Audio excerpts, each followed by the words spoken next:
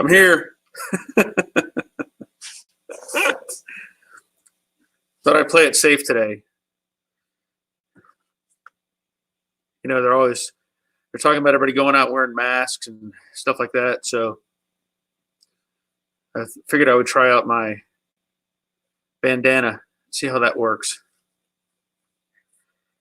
You know, I did a broadcast. Hey, Reese, what do you think? Good idea? I did a broadcast last week, and I talked about it, going out and shopping and not wearing a mask or, you know, stuff like that. Being at the store and being one of the few people that didn't have anything on, and somebody commented, and it was a good comment. I gave him credit for that. That it's not about me. Hey, Jack. Hey, Anthony. It's not about me being protected from them. It's also about them being protected from me.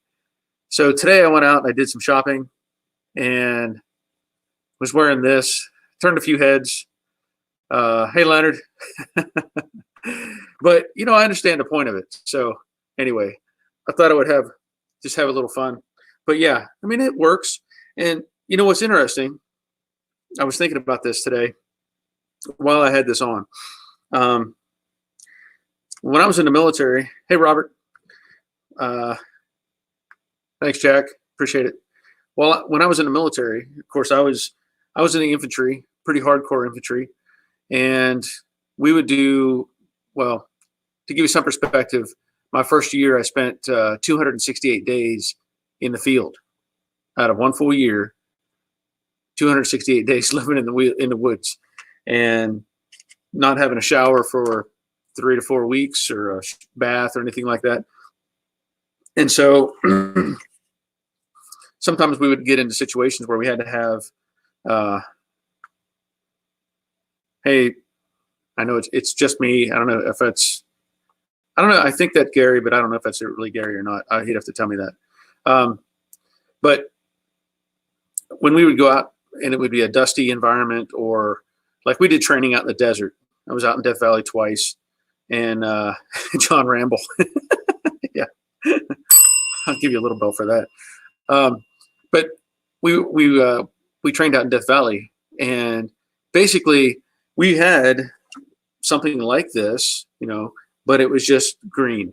You know, it was like OD green, and we called them drive-on rags, and that's what it was. You could put it around your nose and mouth, put on some goggles, and be out in the strong winds, whatever. And it was just something to keep some of the junk off of your face and off your body. So it kind of reminded me of my military days and training out in Death Valley or something like that, and having to have something to try to keep the dust and stuff out of my face.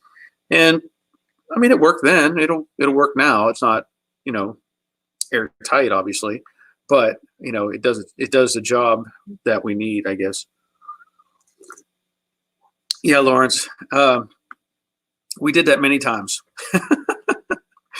Many times we were out in the field, and that's, you know, that's something I normally don't, you know, go into much about, because I never saw combat or anything, thankfully. But we trained hard, and we did a lot of crazy stuff. And I know, you know, I loved it when I was 18, 19, 20, 21 years old. It was fantastic. Hey, Brendan. Might have to give Brendan an invite later. Thank you, Jack. Appreciate that. And hey, Gary. Yeah, we spent many times. And in fact, the unit that I was in, 10th Mountain Division, we didn't have sleeping bags. We weren't allowed to have field jackets. We couldn't have any kind of sleeping mat or anything like that. And we trained light. We were considered what they called light infantry, which really means you carry everything you own on your back. So you're not really light, you're heavy, but it's because you carry everything. So anyway, we would go out and just train and train and train. You know, I jumped out of airplanes and rappelled out of helicopters, and I trained in the jungles in Panama, and I trained with the Navy in Norfolk, Virginia. I trained swamps of Florida, Death Valley, desert, all kinds of fun stuff. And yeah, it was quite the experience. And, you know, it just showed the endurance we had and the toughness we could develop within ourselves. And, you know, I still carry a lot of that with me today.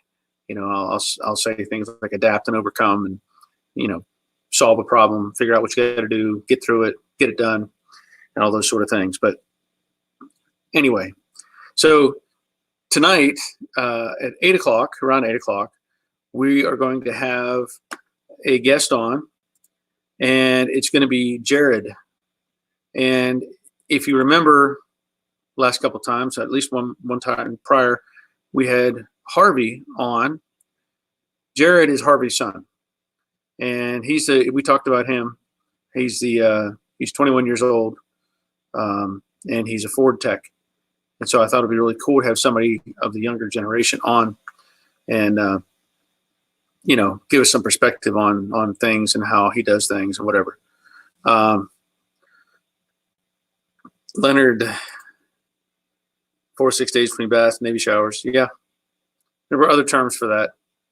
I won't say what those terms are. It was a type of bath that was referenced, but I'm not gonna go into that. Let's see. Subway. Are you at Subway, Jack? Is that what you're saying? Are you enjoying Subway? Okay, so we got. Yep, he's a nice guy. You're right, Brandon. SG, hello from Germany. Well, you're up late. SG, you're up real late. If I do the math, it's like what, 2 a.m. there or something like that. Yeah, yeah, Leonard. I'm not going to say anything. You know what I'm talking. You know what I'm saying. You know what I'm thinking, though. Felix from Philadelphia. Hey, glad you're here. It's 1 a.m. in Germany. Well, you know what, SG? I'll give you a bell since you're up late in Germany.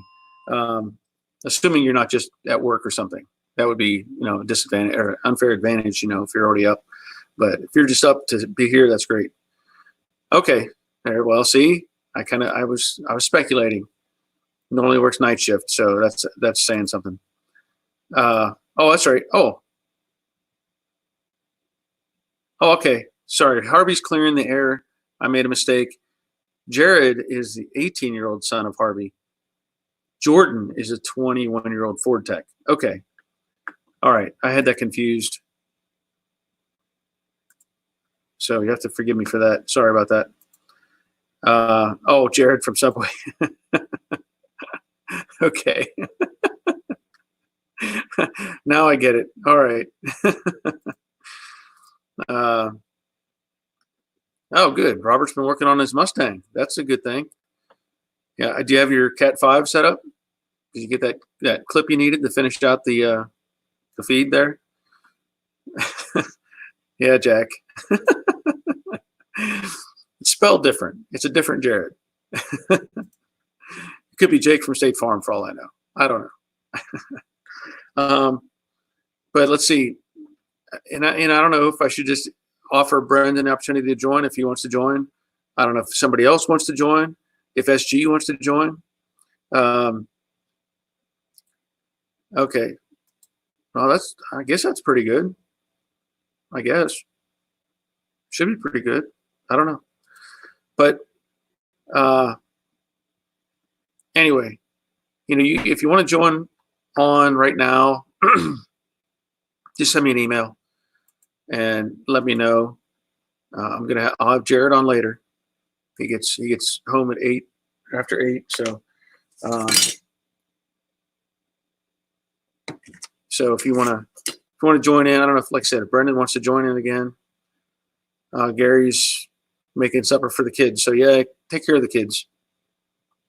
You know, it's funny.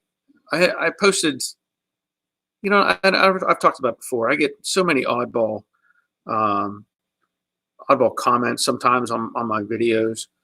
And all right, that's a good thing, Brendan. Okay, so Robert's about to eat dinner too. Good.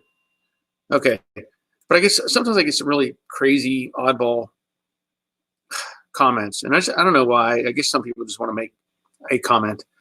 But I had 2 comments today. And they kind of just were like, what?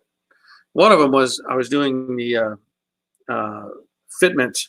I call it fitment of the fender or something on a Brooklyn Pony. Hey, Brian, GM guy. I want to say, wait a minute. Is GM guy? I'm trying to remember. Is that John? You have to remind me. I can't remember. You have to remind me. But anyway, the guy commented he didn't like the term that I use, fitment. When you go around looking at stuff, you're trying to do a fitment test in my mind. Fitment. All right, I got it right. I get a bell. Trying to make connections with you get crazy words for names, whatever. Anyway, but the guy he didn't like my use of the word fitment in the title. He said he should be using fitting, or something like that, because of the way the fitment it's referring to like a fixture or something or whatever. So I did a quick little internet search, and of course, fitment is a noun, and it talks about making pieces fit into place or adjusting as they should. But that was kind of, just a little, why? Why are you trying to be? And then somebody else had made a comment, and I didn't leave it up. I didn't want him to be attacked or anything, but I had one of the viewers' projects happened to have like a deer head up in the wall behind him, and the guy said he quit watching whenever his daughter or child or something saw the deer head and freaked out. I'm like, what? Why even bother telling me that? I mean, what's the point? But I was thinking, well, what's going on? That kid freaked out over a deer head on a wall. I don't know. So, but I didn't want the guy to get attacked. So because I thought it was kind of really a weird comment. And of course, my videos, if YouTube has this policy where if you upload a video, or you have to predestine your channel, is it made for kids or not made for kids? And I have to designate my channel as being not made for kids, because there's all kinds of rules and stuff going on with their how they advertise and stuff like that. So technically my videos are not made for kids. So why are we having your kid watch that video? I don't know. I'm just saying, just kind of weird. Yeah. SG, I know. I was just kind of like, what kind of sheltered environment are you living in? You've not, anyway. Okay, so we got, all right, so Jordan is in the chat, Jared's brother, who will be on later. I got to get all my ducks in a row, make sure I understand how this is going. John's going back to work. That's okay. You can do that. How's the hybrid Chevy doing the pickup? Lawrence. How's the hybrid? Oh, are you talking about the Franken truck? Actually, it's sitting still at the moment. It's been sitting still for the last few weeks. Haven't had a reason to use it. But there's some birds have built a nest in the front fender. I don't have the side marker light in, and these little sparrows figured out they could get in there and have a safe zone. So I walked out today, and I heard all this chirping, and I thought, my truck shouldn't be chirping. And then I looked, and I found the nest down in the bottom of the left front fender. So, well, it's not going anywhere for a while now. Joseph worked on his Mustang today, painted the rear end fender well with undercoating and started bodywork. Cool. I'll give you a bell for that. Good. That's good to know. Let me see here. Okay. I have Guido wanting to join the group. So we're gonna get Guido on here in just a minute. let me just take care of this.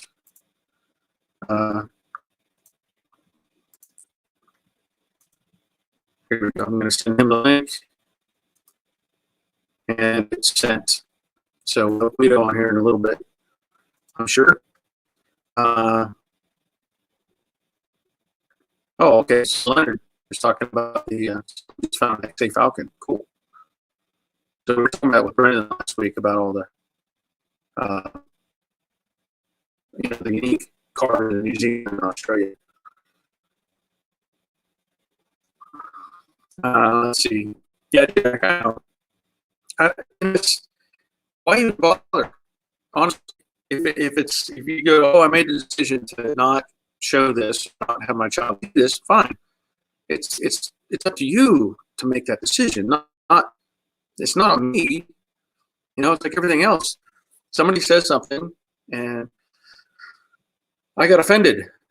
I'm angry. You offended me. Well, that's part of the process. If you get offended, fine. But it's up to you to how you deal with that. You don't attack the person who made the statement. You can be offended. You can put out your point or your opinion, but you can't make it as like you're injured. It's not how it works. But yeah, you're right, Tommy. I know. We got Dawn from Michigan. Dawn 2. Dawn 2nd, maybe. Joseph Dillman, what's an XA Falcon? Well, yeah, that's a Mad Max car. If you ever saw them, maybe Mad Max or Road Warrior, that's what that is. So, going to give Guido a little bit of time here to get his. Hopefully, he got his message that I sent, the link. Let's see, Lawrence. Whoops. Lawrence, ever thought of a four-wheel drive project using an old, like a 50 station wagon? Yeah, I mean, I'm not against building all kinds of crazy stuff. I've said it before at my dad's junkyard. We built all kinds of crazy things, and I wouldn't be against it. I'd have to find the right car, but I don't want to. I wouldn't want to cut something up that's nice. It'd have to be already somebody else butchered it or something like that. My brother actually has a what is it? A 68. Gosh, it's a Ford. I don't know if it's a Galaxy or not, but he put it it's on a 4-wheel drive chassis, and he drives it like all the time up in Kentucky. Okay, so Joseph wants a 63 Ford Falcon Futura. Yeah, those are cool cars. In fact, I just saw one for one of those. Was it a Futura? I think it was a 63 Falcon. I think, and it was on Facebook Marketplace. The guy was selling off a 34 Ford truck, a 63 Falcon, and something else. There was some other hot rods that he was trying to sell, but I know that the Falcon looked pretty sharp. Let's see, it's just me, Australian Falcon. Yeah, look, if you look at it's just me. Look at his, if you can see his little image there.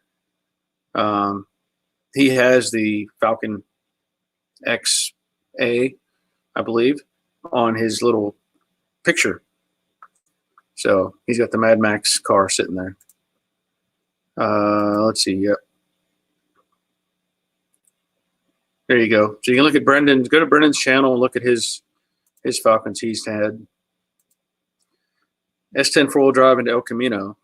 S10 shared many suspension parts, just a narrower frame. Well, there you go. More information from Robert on GM. I'll give him a bell for that. All right. I think we're going to have Guido on. So here he comes. Let me get him caught in here. There he is. There's Guido. Hey, Barry. How's it going, man? Hey, there he is. Now I can hear you. Yeah. Got my volume turned way up. So you're out in California, right? Yeah. Uh-huh. Okay. How's your arm? It's healing still. I've had like 2 major surgeries.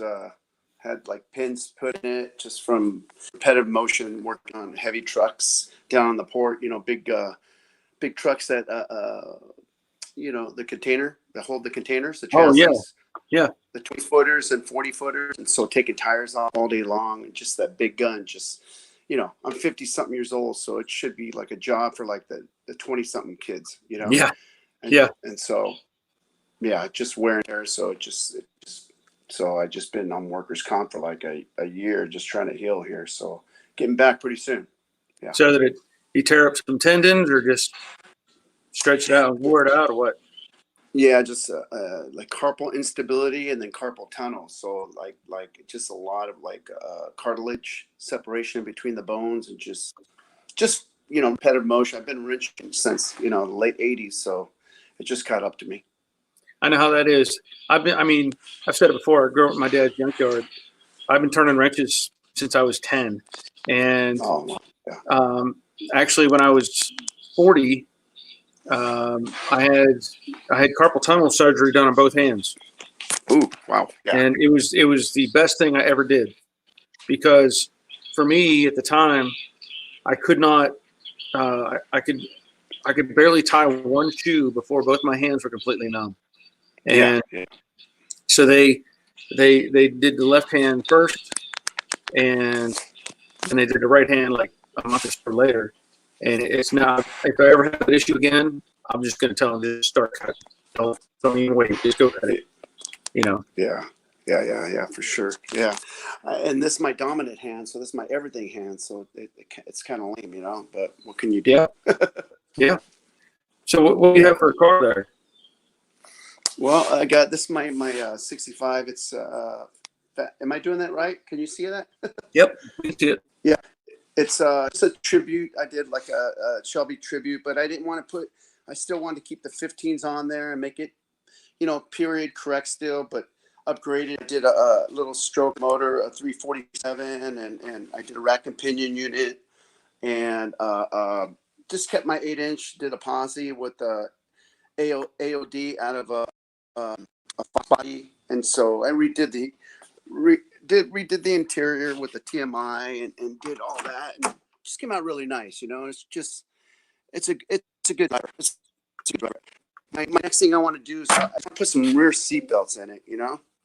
So I want to try to figure out what I need to do for mounting points, or do I have to buy like some special brackets, or I don't know. Well, I'm running into the same situation. I was provided with a seatbelt kit from the owner of the Brooklyn Pony, and it has there's 4 belts, and they're all 3-point harness. Okay. Oh wow! And so the company he got them from, he told me that they had some information as to how to mount them and where to mount them and stuff like that. Now, if you look at, I think it's CJ Pony has a 3-point harness that for the front, and I know that it mounts low behind the shoulder, of course, sure, right inside where the window or where the door shuts. I mean, it's right at the top of the curve. They have a plate you weld in there or something. But looking at that 3-point harness for the convertible, I'm going to have to get really creative, because there's not much up there to support what it's going to take to hold that top, the 3-point, the top center. Right, so I'm considering actually putting in, for lack of a better terms, a roll bar, but not a shoulder or not a head roll bar. I'm looking at putting in possibly a shoulder height roll bar behind the package tray. So that I could put some plates on the floor and weld it, get a bar made that I could put in there, and then I would have more rigid points that I could at least mount the top to, and then the bottom. I see. So that was an idea that I'm considering, and just haven't finished it just yet. I need to get some more information on these seatbelts. I got to wipe this off. Same here. I have like the lap belts in the front, just like those big, like kind of Shelby style, you know, these Shelby style ones like this, the big ones like this, you know. Oh, okay, yeah, yeah, like the Front, you know? racing harness. Yeah. Yeah, like a little racing harness. This is kind of like my garage mahal kind of thing. Like I did I did a Mustang puzzle here, and Cobra only, little that. Yeah. Cool. Yeah. So That's nice. yeah, well, I did this a couple weeks ago. I bought this. This is kind of cool. It's actually it's a creeper, but it's also a seat. And so you kind of, let me see. Yep. Put that down real quick. Have you seen these, Gary? I've had one. Well, let me see how that one works. I can. Just a little releaser. There's a little releaser. It's got it has a release pin, and then it just goes down like that. Okay.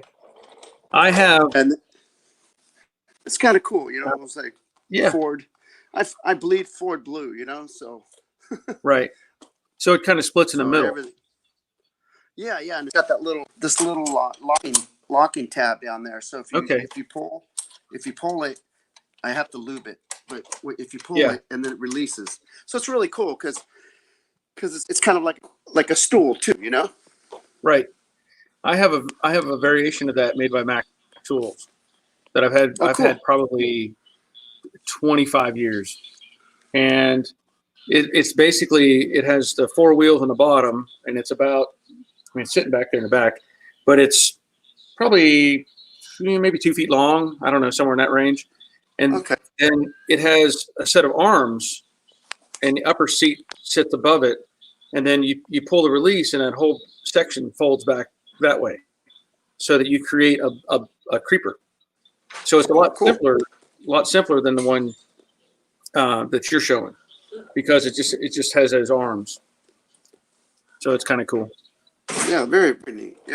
Yeah. I've been, you know, we're the same age, so I started wrenching probably when I was probably 13 or 14 on lawnmowers, and then I got my first car. It was a '67 Cougar. I got it in high school in the '80s, and I just fell in love with the Cougars, you know. Okay. So yeah, my ultimate dream car before the fastback was the Lemonade, you know, but that car's untouchable. Yeah. Leonard's asking if you're down in the LA basin. Yeah. I'm right. Like, you know, where you see that Mercy ship that just pulled in on both coasts? It's right inside my my town right here in San Pedro. We're the port of Los Angeles. Oh, okay. And that's the name of my city. I live in San Pedro. Oh, okay. Yeah. If you ever seen the Love Boat back in the day, you know, yeah, where the cruise ships are, that's us. Okay. It's nice. It's nice, but I mean, we can talk. I mean, this state is really, that's for another day. Yeah, that's a whole nother.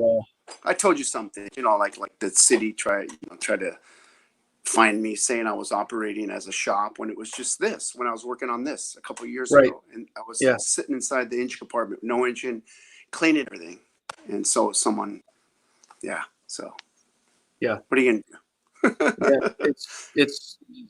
It's tough, and you know, they would have a fit if it came to my place.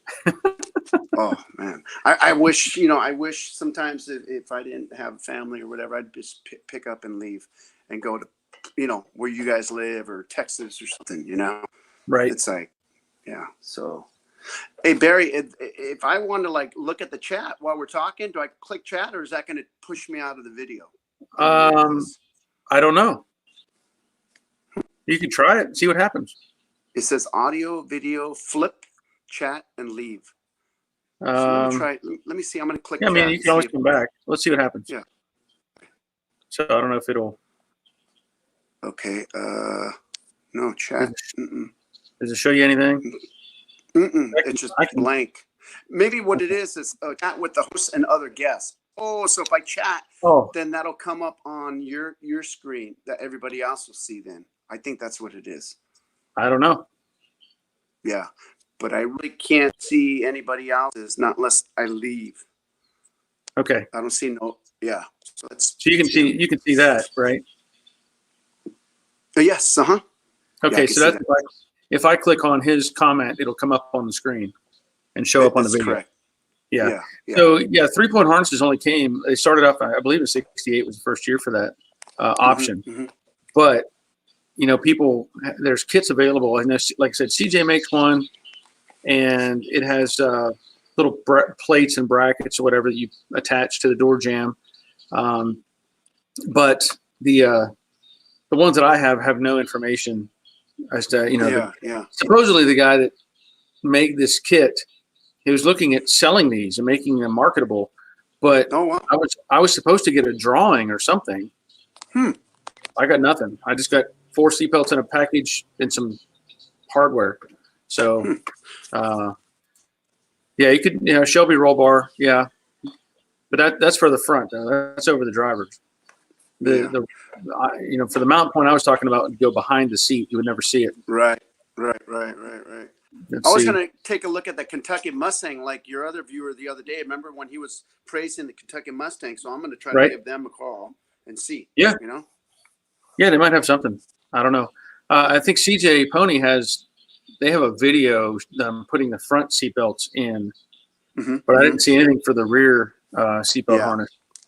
I think I have to buy maybe make like a little plate, something I can just weld in as an anchor point, right? Right.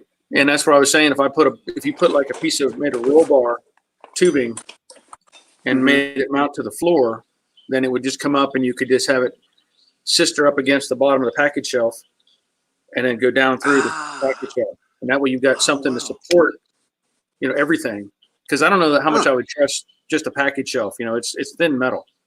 But if you had that pipe underneath with a tab on it, and then you come down through and attach from the top, that might be an easier route. And then you could put some plates on the floor to hold hold the tubing. There's a variety of ways. Right. You just got to kind of envision what you could fit in there. Good. I lost this piece the other day, so I'm trying to find it now. This little piece I lost. I don't know what it's called, but it's real flimsy. It never really sat right, and so it just flew off one day. So I have to get that. Yep. Yeah, that's just a little filler piece. Filler. Yes. Yeah. Right. Like a little filler piece. Yeah. So. Okay, so I've got a bunch of comments coming through. Let's see. Welcome in, had a lap, then the upper slid into a clip in the headliner 71. Yeah. Okay, you're there. Oh, wow. Flip. Okay, you can flip the camera. I see. There you go. Oh, that's a lot easier. A lot easier. Oh, yeah. So there you go. So I got real creative. So I got like a paint stick and I found the same colors as my Goodyear hoses. So I kind of just dressed it up a little bit, Yeah. That looks good. A little different. Yeah. I see you don't have any bump stops off of your hood. What's your bump stops? Bump stop. That's a good question. They're missing. It goes between the bolts where your fender bolt's on. If you look, there's a little rectangular. Oh, yeah. Oh, my God. There's a little rectangular hole. Oh, shit. I forgot to put those on. Yeah, right there. It's never done. Right, Barry? No bump stops. Yep. See, I can see these things. I can see these things. Thank you, Barry. Man, I didn't even see that. Wow. This is a fiberglass hood, Barry, and when I tried all kinds of different springs, and I still couldn't get it to go like flush. And so I just took the spring off, and I just got this bar now. Yeah. And it sits like way better now. I'm sure. Well, and the bump stops really you could trim them to make it fit level with the fender. Okay. If you had to, you could shave down the top. Once you get them in there, you could shave it down, adjust them to where it actually makes your hood if it doesn't fit right already. Yeah. That's just one thing you could look at. What I was going to ask you, Barry, is like my car, it sits like right here. I can put almost 3 fingers and on the driver's side, and on the passenger side, I can barely put 2 fingers. And it's leaning too far to the right. I had a battery. Do you think the battery would cause all that? It shouldn't be that much. man, It it looks, shouldn't be that much. and so I'm thinking, because I put all the leaf springs on and everything, and so I mean, is it you think it's a preload problem, like to loosen everything up and then just Well, lower I it mean, down? that's possible, but that's kind of an odd. Usually Yeah, they sit low on the left. yeah, Because, it's sitting. you know, Yeah, it's totally sitting like low on the on the right. right side. Watch, I'll show you Wow. real quick. I'll come around to this side, and look at this now. Look Oh, wow. at that. That's I can barely strange. put. Yeah, But your leaf springs were from a matched kit. yeah. I got them from Mustangs Plus Grab a Track. Yeah. Yeah, and I like, I did good reviews, and they had some pretty nice stuff, and so I I wonder installed what it. I wonder what would happen if you swapped them. You mean put it just from one? Oh, okay. Yeah, Take swap it them on. side to side. Yeah, I don't know. What I'm gonna try to do first is I'm gonna jack it up again on the jack stands, loosen everything up, drop it all down loose, and then just I'll take the jack stand off, and then I'm just gonna lower the jack real quick and just let it all settle. Right. And see what happens. I don't know. Yeah. Because it wasn't like this before I did I took the old leaf spring off because they were 50 something years old. Right. Know? So. That's a sharp car. Yeah. And I got this one. I got lucky. I got it the second owner, and I found it out here in Southern California. And it was the only rust it had was the battery tray. Man, I got really lucky. Wow. Yeah. I stripped it down. So I just did all the Dynamat. I actually did Eastwood stuff, which is the same kind of stuff. Yeah. And then and then I did, believe it or not, my buddy painted the car at Miko. He just kept it for like six months, just took his time and just came out really nice, Well, I've said it before, that Mako they do good paint jobs. It's the prep work and what you pay for. So I've talked to Mako, and he said they'll spray a car with whatever you want. If you do all the prep work and have everything primed, pull all the chrome, have it all stripped down and ready to go, they can spray a nice paint job on it, and then you put it back together. Yeah. So they're good painters. They get paid for. Yeah. They want it in and out, in and out, in and out. So yeah. And he was a friend of mine, so he just said, just leave it here if you're not in a hurry. And so one guy came back down from DuPont. From his paint manufacturer, and he actually laid the Shelby stripes out, and they just turned out bitches. Nice. Yeah. So, hey, Leonard says he was stationed in Long Beach. He spent a lot of time at Ports of Call.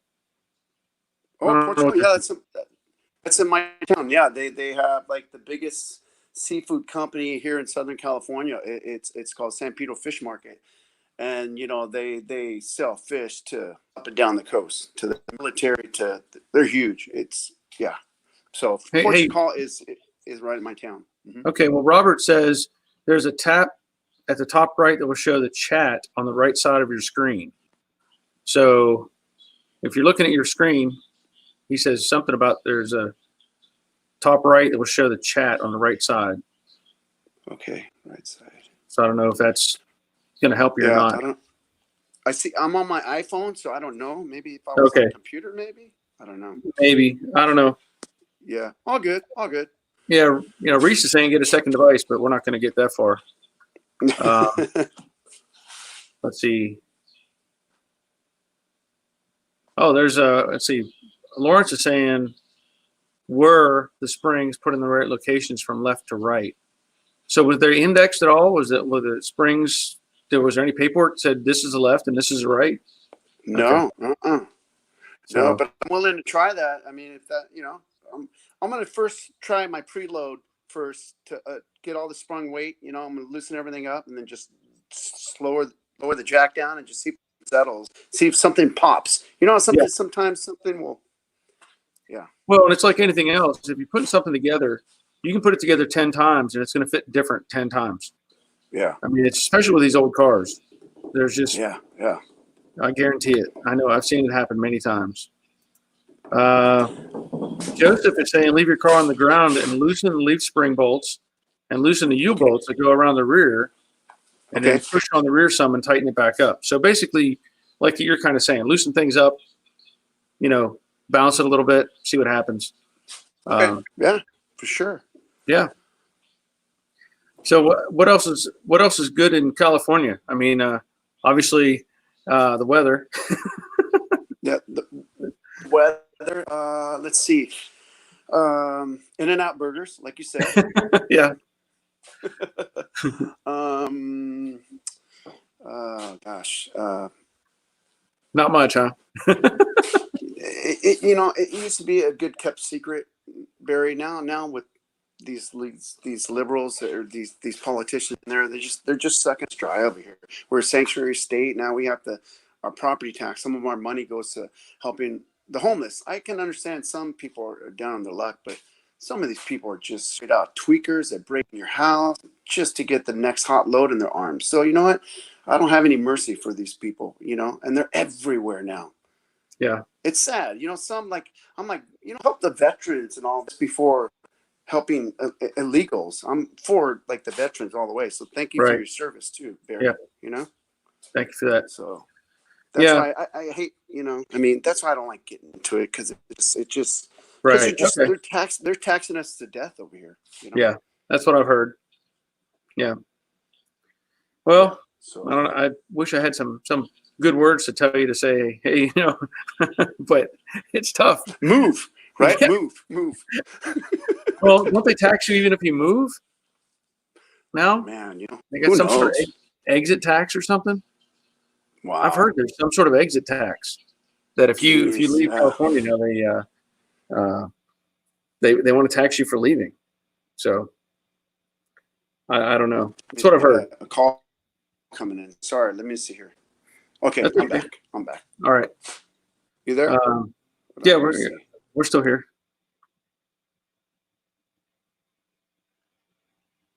All right, so let me see if I get Barry, you there? Yeah. You all right? Still good?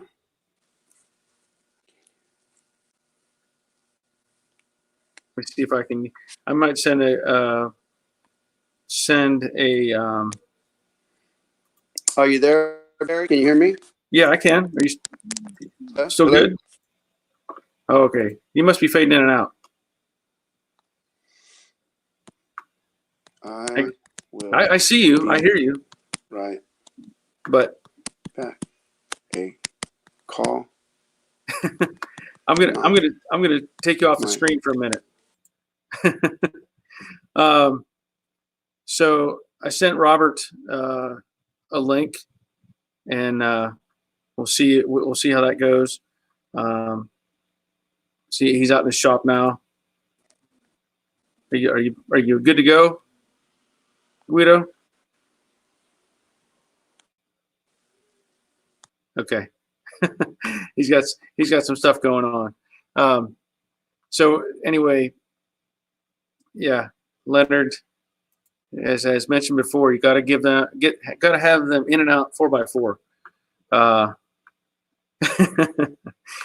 So I think that's what I had when I was out there with a buddy of mine, with Terry.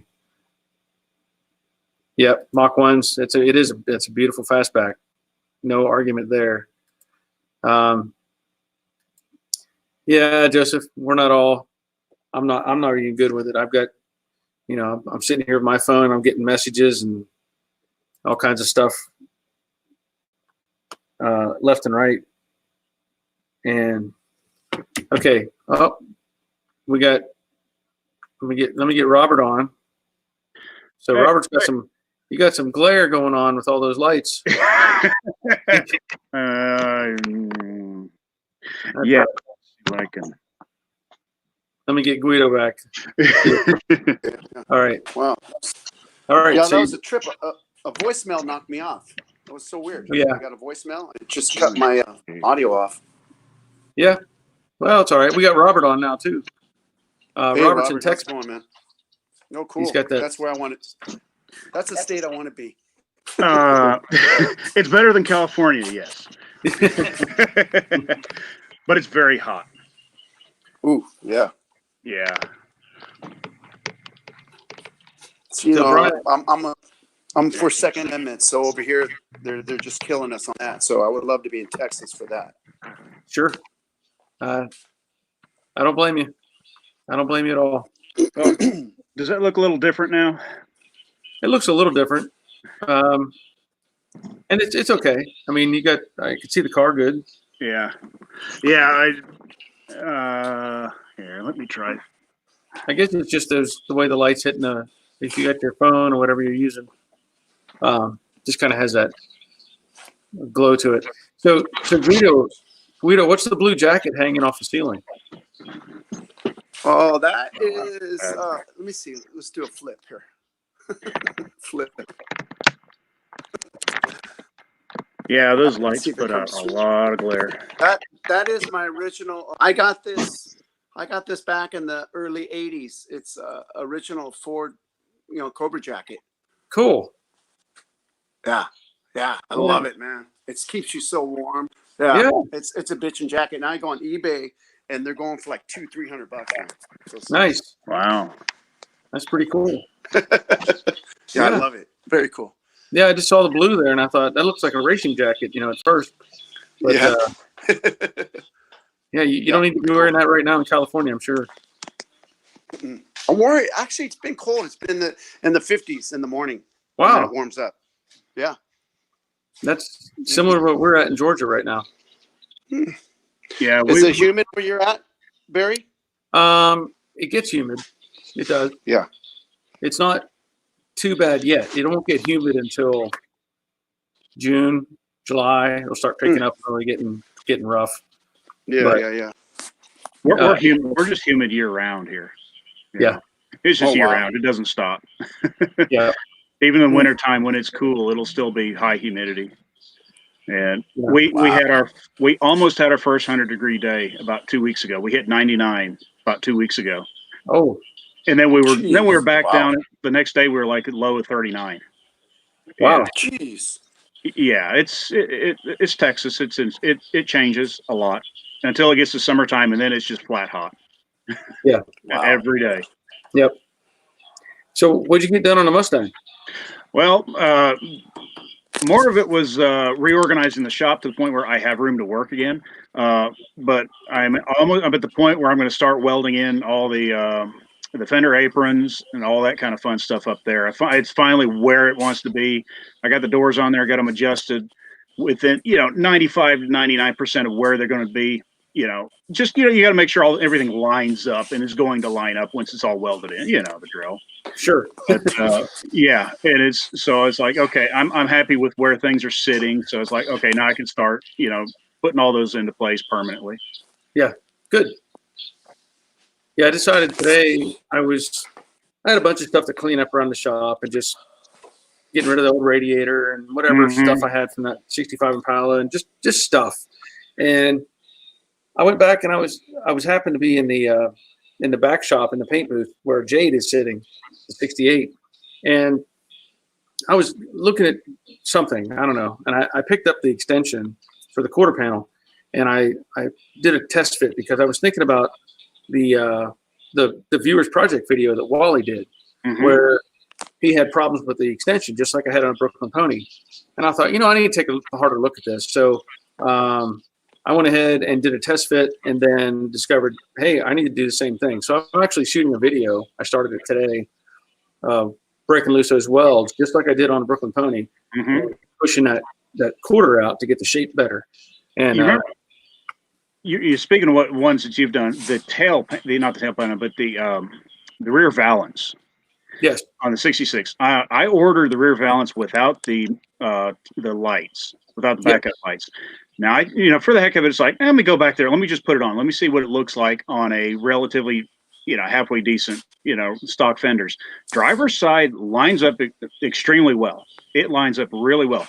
The passenger side does. Driver's side, well, you can see the Bondo down there, so it overlaps. But I was surprised. I know you had issues with the brackets, right, sitting it out too far.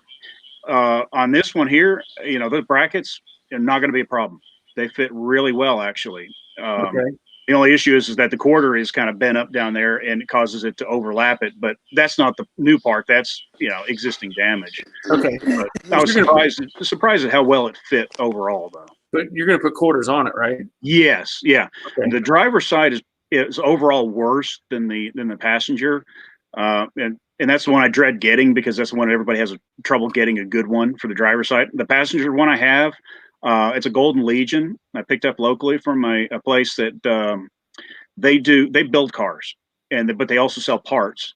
And they were clearing out a whole bunch of inventory, and it was $80 out the door for the quarter. So I was like, no, I'm taking that home whether I need it or not at that price. Yeah, I haven't seen a Golden Legion part in a while.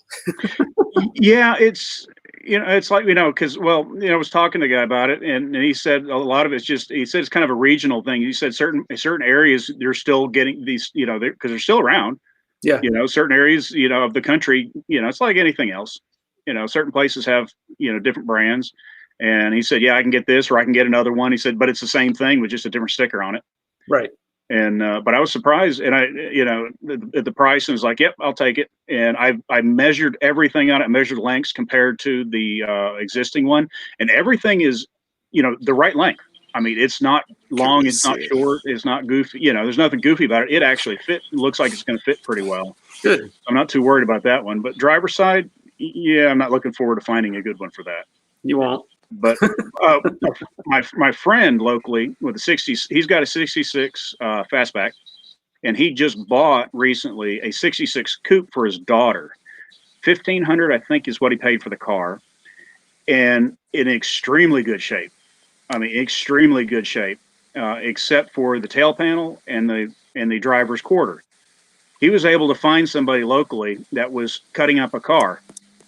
So he went over, he got the full factory quarter and tail panel all in one piece, all assembled still. Oh, wow. So he has that whole thing. In that way, he can just take the whole thing, put it on there in one piece, and he doesn't have to fight with, the bad taillight panels and all that stuff. It's just, go over to the passenger side and splice it in over there. Well, Guido's showing us the back of his Mustang. That is nice. Mm-hmm. That is really clean. Now, Guido, what's the color? What's the name of that color?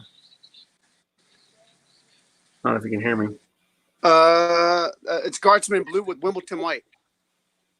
Okay. Yeah, Guardsman. Yeah, it's kind of a spin-off. Instead of Wimbledon white with the blue stripes, I just did a spin-off and Yeah. Trying to get back. Hold on. Audio flipped. Yeah, you're okay. I'm just learning stuff right here. Okay, yeah. I was trying to show you if you could see where it was leaning, Barry, where it was, but my other two cars on the way, so I can't go all the way back. Yeah, can't get a good angle on it. Yep. Yeah. These, you were talking about the makeup paint job earlier. Right. And a friend of mine over in Dallas had his and Chevelle painted by them, and they did an extremely good job. I was very impressed with the job that they did. Yeah. And they put stripes on it. And it looked great. Yeah. You just got to do all the prep work. Exactly. Because otherwise they'll just wipe it all off. I did, and so, it cost me like $5,000, but over time, for 6 months, I paid a little bit at a time, and came out good. Yeah, that's a good deal. Yeah, we got several. But I don't get to drive it because I don't get to drive it too much because my messed up arm and taking care of the little ones right now. So yeah, that's it. But it looks good. Yeah. Guido has some young females in his house. Yeah. Yeah. I started late, Barry. Yeah. Well, that's okay too.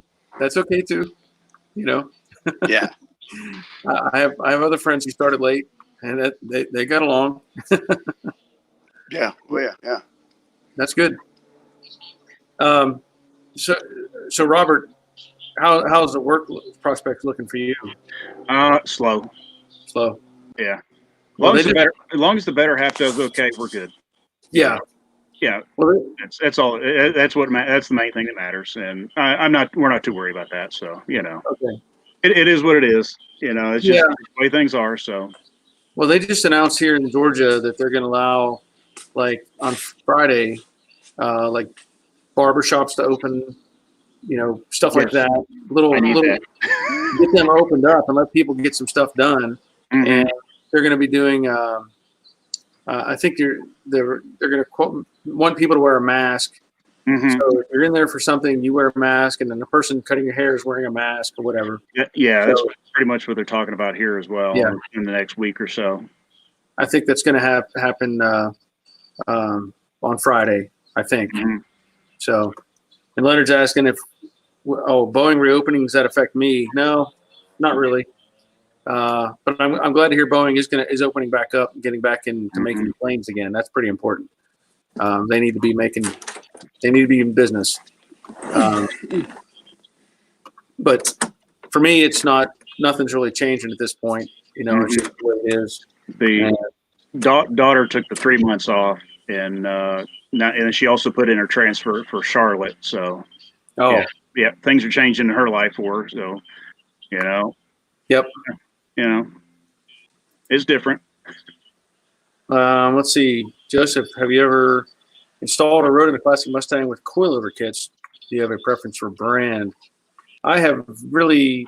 I mean, the only thing I put in that's aftermarket is the Brooklyn Pony with the TCI suspension, and I don't know that I would go with TCI just because of the trouble I had with it. But I can't point to another brand and say this brand is the way to go. It's really, you got to read reviews, get opinions, but I don't really have one that I can point at and say this is definitely the one that I would go with. But there are variations you can get as well. Instead of doing the full Mustang 2 suspension, we talked about this before. You can put in the lower control arm with the upper strut deal, which is supposed to be really good. But I don't have enough information to, like I said, point to one. I got a little, let's see. John says, Robert, ever hear of Carroll Custom Cadillac? That sounds familiar. But I offhand, I'm not sure. But it does sound familiar. Whoops. Is TCI like factory remake stuff? No. TCI is completely different. It is nothing like stock at all.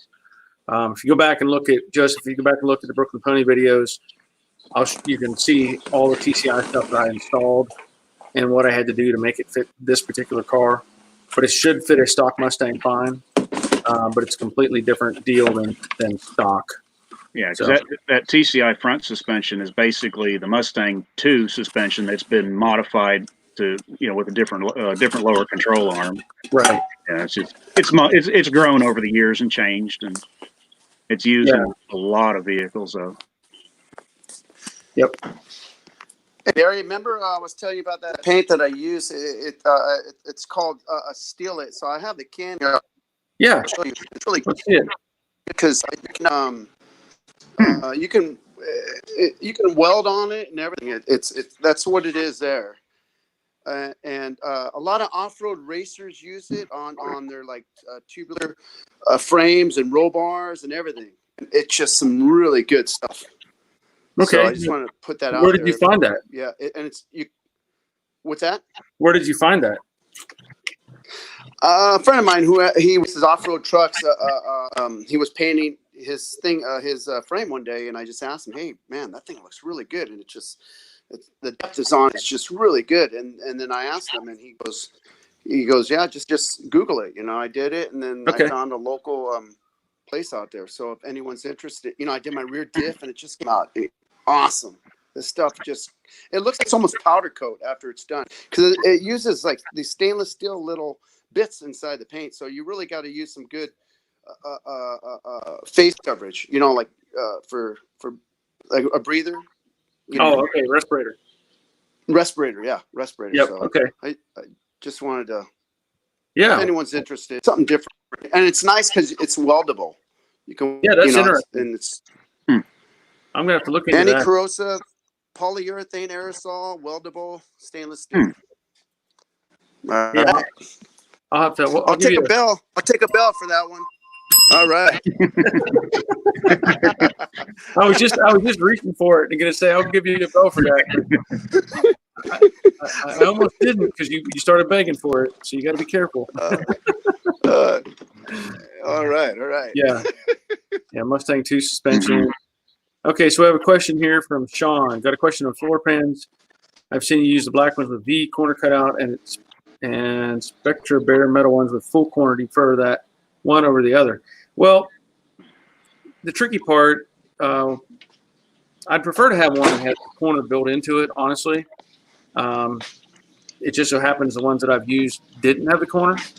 So I think there's a price break on that. If you get the cheaper, let's say the cheaper one, I think has the cutout in the corner, whereas the more expensive one has the full radius corner. So you can look at it a couple different ways. If you can save that little corner, then you can go cheaper, let's say. Oh, interior shot. But if not, then go with the one that has the full section. Man, that's a good looking car, Guido. Thanks, man. That is really nice. It's just been my dream car, since I was a little kid. So very, very, very happy with how it turned out. But I'm gonna sign off because it's dinner time now. So okay, that's fine. Just want to say thanks for having me on, and we'll talk to all you soon. All right. See you later. We'll see you. Bye, Robert. Bye. All right, so DP's asking, think of upgrading my 66 convertible with power disc brakes. Any recommendations? Well, there's lots of variables. Willwood is a default answer. There's other brands and products out there. I used I think CSRP sells a kit that is probably going to be close to the original. And that's what I have on the 68 Mustang is CSRP. I was very happy with the kit. It looks exactly like what came on the car. And other than having to do some custom lines because of my application, I had good luck with that CSRP kit. And there's also Mustang Steve. If you look up Mustang Steve's website, he has a lot of brake stuff, a lot of minor upgrades for other stuff as well. But he sells brackets that you can put pretty much any of the legacy Mustangs brakes on it. So if there's a 90-something Mustang brakes you want to put on there, you can do that with some of his brackets. There's just dozens of different ones, and basically it's just a bracket. You go to the parts store, you get a caliper, you get a new rotor, and essentially it just bolts right on the original spindles. It's a really good way to go if you've got stock spindles. Well, that's a good point. Yeah, like I said, it depends on how you're trying to upgrade. Like my 68, I think the kit came with. I'm trying to remember. I don't know if it even came with spindles. I think it did because I had drum brakes, and I think it went to the original style 68 spindle. So again, you got to kind of research a little bit and see what's going to suit your needs and what you'd like. So let's see. Where am I at here? Sorry. Getting out of sequence. Okay. All right. So John is saying that North Star Cadillacs was in Texas. His website was bought by a customer who never got his car back, amongst many others. I wonder if that was the company that did the I do remember vaguely a company that was doing North Star conversions into other vehicles at the time. Okay. That may be the guys, but it's just I don't remember for sure. I generally on the North Stars I kind of like run the other direction. Yeah, they had head bolt issues. I've heard good and bad on that. If you do the head studs and a few other things, and in fact the starter is in the lifter valley, that really wasn't a good location. The Toyota does that too. Yeah. Andy's asking about that Steal It product. You'd have to do some research, Andy. I don't think we have an answer for that. I'm going to have to look into that too because I've never heard of that. I made a note, so I'll have to check it out. Let's see. Joseph, Barry, I have a driver's side door that has some really bad damage near the door handle. It was repaired really poorly back in '68. Should I skin the whole door? Or do you think I can patch it? depends on your skill set. Mhm. I mean, you can patch if you're careful and take your time Mhm. and let it cool and not get crazy with the, welding fast. So I can't, without seeing the damage and knowing exactly where it's at and the condition. If the rest of the door skin is nice and solid, I'd lean towards fixing the dent or damage. Mhm. Reskinning is tough, and making it look right is tough, if you're not experienced. So if you can do a patch or repair, I'd say probably go towards that. Yeah, I looked at reskinning my passenger door, but by the time I do that, and then the fact that a lot of the reviews or people are saying that they don't really line up that well, you're just better off doing a whole door on. For my case anyway, it's Right. just not worth it. Just better off buying new doors. And Yep. to be honest, the factory doors and quarters all the lines don't line up anyway. Yeah. You can line up 2 or 3 of the body lines, but you can't get them all lined up because Right. they never did line up. Yep. Yeah, that's nothing lines up. No, and as long as the ones that are going to stick out and look the worst, line up, it doesn't have to be perfect. Right. I'm not too picky. Well, and the reality is, we've talked about this before in other sections or sessions, but even the cars when they were new didn't have good Mhm. body lines. I mean, they look good, but Mhm. the gaps are all over the place and Mhm. just all that sort of stuff. But the today's stuff, as poorly as it is made, you have to do so much to make it match. People have some of the stuff I've done. People are like, "Oh, you put body filler on here and here," and I was like, "Well, there's no alternative. Mhm. It's not like you're going to just make the metal get thicker or Mhm. change shape. You got to do something." So, And uh, just because it's a new panel doesn't mean it doesn't have dents in it originally, because they're never going to be perfect, right. especially with as thin as they are. They get damaged very easy in shipping. Yep. So there's the answer for Andrew. Sorry, Andrew. Durable primer for steel surfaces and other metals that require effective anti-corrosion protection. Okay. We have our other guest on, and we have Jared. And I had him confused, I think, with Jordan. So I guess that's right. Your brother's name is Jordan? Yeah, my brother's named Jordan. Okay. I'm the 18-year-old. So you're the youngest. Yeah, I'm the youngest. Okay. And so what do you were at work, but what do you do? Well, I've been working at a hardware store, like a local nut and bolt shop. Okay. For about 2 years now, and I work night shifts now. So they close at 8 for the whole coronavirus, and it's just when I happen to get off. Okay. So when you say night shift, it's more like second shift. Yeah, it's like I work 12 to 8 pretty much throughout the week, and then I work the weekend. So okay. And so you've been helping your dad with the Mustangs, right?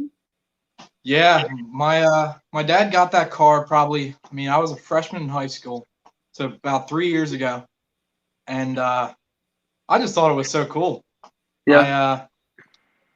When he bought it, it was a complete basket case. Yeah. But I loved it. Yeah.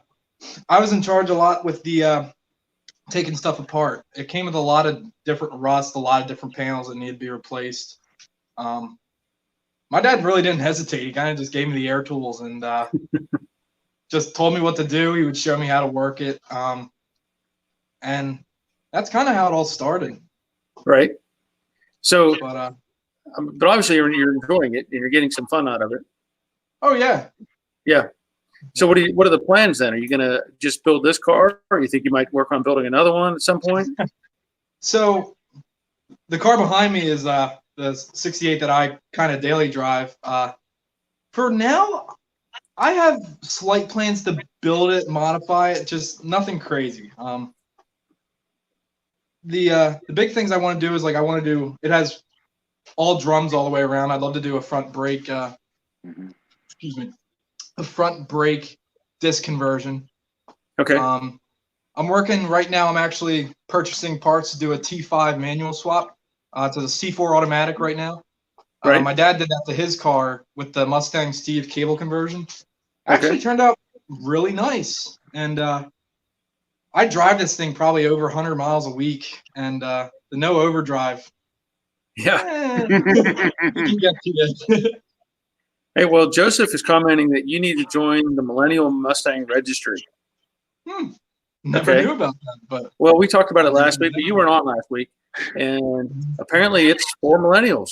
So it may have some value to you, or you may find some resources or some connections. yeah. I think it was somehow they're trying to help people out with, or millennials with project or something. I don't know the exact parameters of it, but definitely need to look it trying to up find and get into younger it. people in the old cars. That's cool. Yep. Well, don't worry about the overdrive right now. Gas is cheap. Yeah. Yeah, exactly. I filled up with 93 octane the other day. It was $2.20 a gallon. I was like, I can't really beat this. Yeah. I'm paying. I got gas 2 days ago, and it was $1.15. I think it was. Whew. $1.15. Yeah. Okay, I paid $1.59 today. Well, but also it is going to go down. I don't know if you saw the price of oil. What happened today? It went negative. It went negative. Really? Yeah, it was down at $2 early this afternoon, West Texas crude, and yeah, it went negative. So they're actually getting to the point where they're going to have to pay people to take the oil.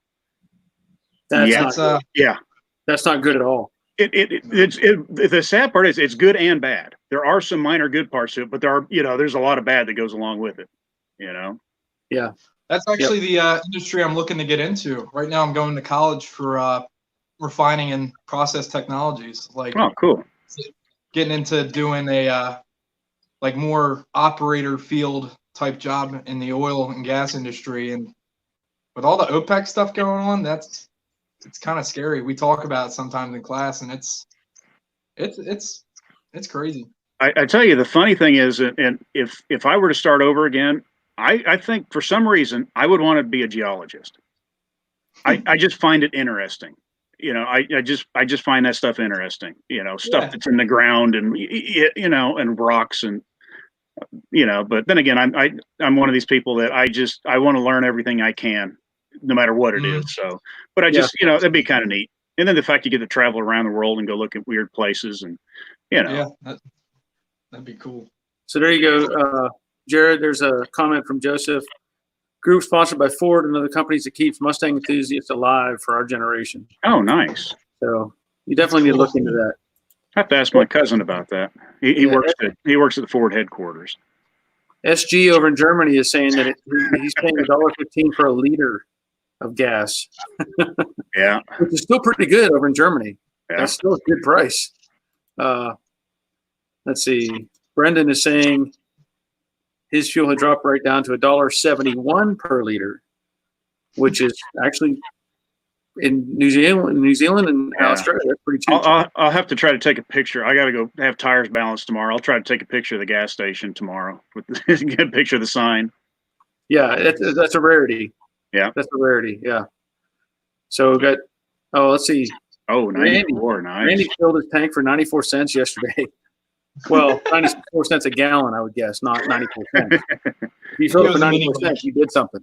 Because I know I filled my little Ford Focus today, and it was $20 to fill it up. Mm-hmm. So I wish I could buy. I wish I could just pre-buy gasoline right now, and just keep pre-buying it at the price it is now, and then fill up when I need it. You know what's funny about that?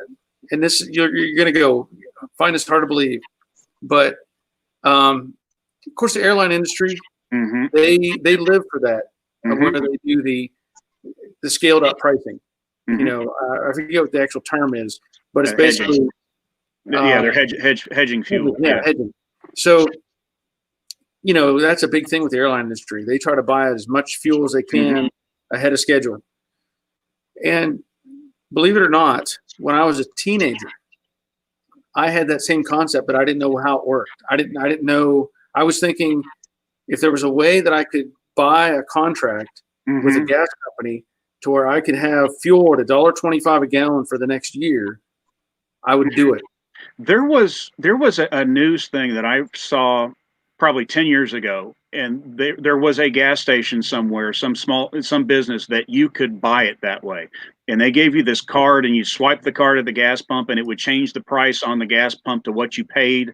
And then I'm going to have to look that up and see if I can find it again. Cause they were talking about, businesses would come in when the gas was priced and buy a few, when gas was cheap, they'd buy a few $1,000s worth of gas. Right. And then they would fill it up later on. And, I need to look that up because you see if that company's still around, still doing it. But it was just a couple of gas stations were the only ones doing it. It's like, man, I wish we could do that now. You see that, Brendan? Brendan paid $105 to fill up his Fairlane in New Zealand. Is that New Zealand dollars or American dollars? Whatever it is, it's a lot. Either way, yeah. Leland says gas was $1.09 here outside of Flint, Michigan. South Jersey, it's $1.89. Wow. Yeah. Yeah. And New Zealand dollar is what Brendan's saying. Yeah. And Leonard is asking Robert, do they still have gas wars there? Here, I don't see him. I don't see him here anymore. There are certain areas where it seems like a couple of gas stations will do that, but it's really uncommon. Yeah. Hey, Jared. So, What do your friends think of the Mustang? Well, I mean, I get busted on a lot. They all call it old and stuff, but my friends really enjoy it. They like it. Actually, it's like my girlfriend loves it. She's into old cars. She's into classics and stuff, and I think that's so cool. And but like my friends like it. They all want to take rides in it every now and then, and they think it's neat that something this old gets driven so much. And I try to convince them to do it because honestly, like these old cars are so simple. It's just it's easy. Like right.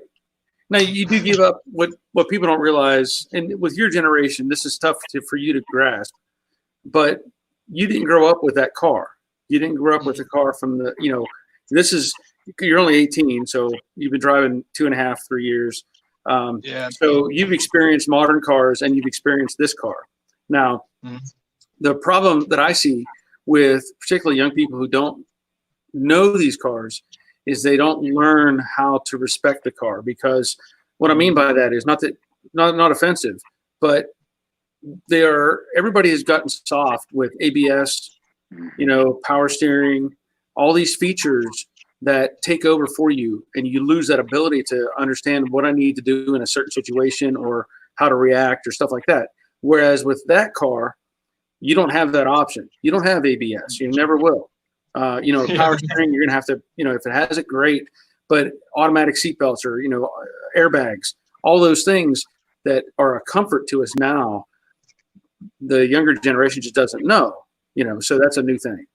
It definitely makes me. I feel like it makes me drive safer too. I know that sounds weird, like being a muscle car with a V8 and all. But when I drive it, like I drive it, I'm not afraid of it, but I respect it, and it's like I will stop. Like I know it has drum brakes; they're not the best. I know, like if it's slippery out, I don't drive it. I take whatever other car is possible. I really do think that driving an older car that is more centered around the driver makes me feel a little safer with it. Well, and that's what I mean. You have to, as an example, let's say I have a 31 Model A. Okay. I don't know if you saw the videos on that car that I've done or not, but I have an original 31 Model A. That was my grandfather's car that I restored. When I drive that car, that's the same thing that I have to show that car a lot more respect into how it operates, because it doesn't even have hydraulic brakes. It basically has go-kart brakes on it. Okay. I mean, it just has metal rods that move and pivot things. So you don't have, when you want to stop, you have to go, I need to stop in a quarter mile. I better start now. That's just kind of how it is. And there's no downshifting. You could, but it's really hard to downshift one of those cars. So yeah, for sure. And that's like one of the things that can get you into trouble with a lot of these older cars is you think, I need bigger brakes, I need better brakes. Well, you go out and put 13-inch rotors on these big massive brakes and discs on the back. Well, you're so used to driving stuff with ABS. Now you've got these huge brakes on this car. Now you got to realize I need to learn how to stop again. Yeah. because the crappy brakes are forgiving because they're not going to lock up on you as easy. Right. And that's what gets you killed is when they lock up.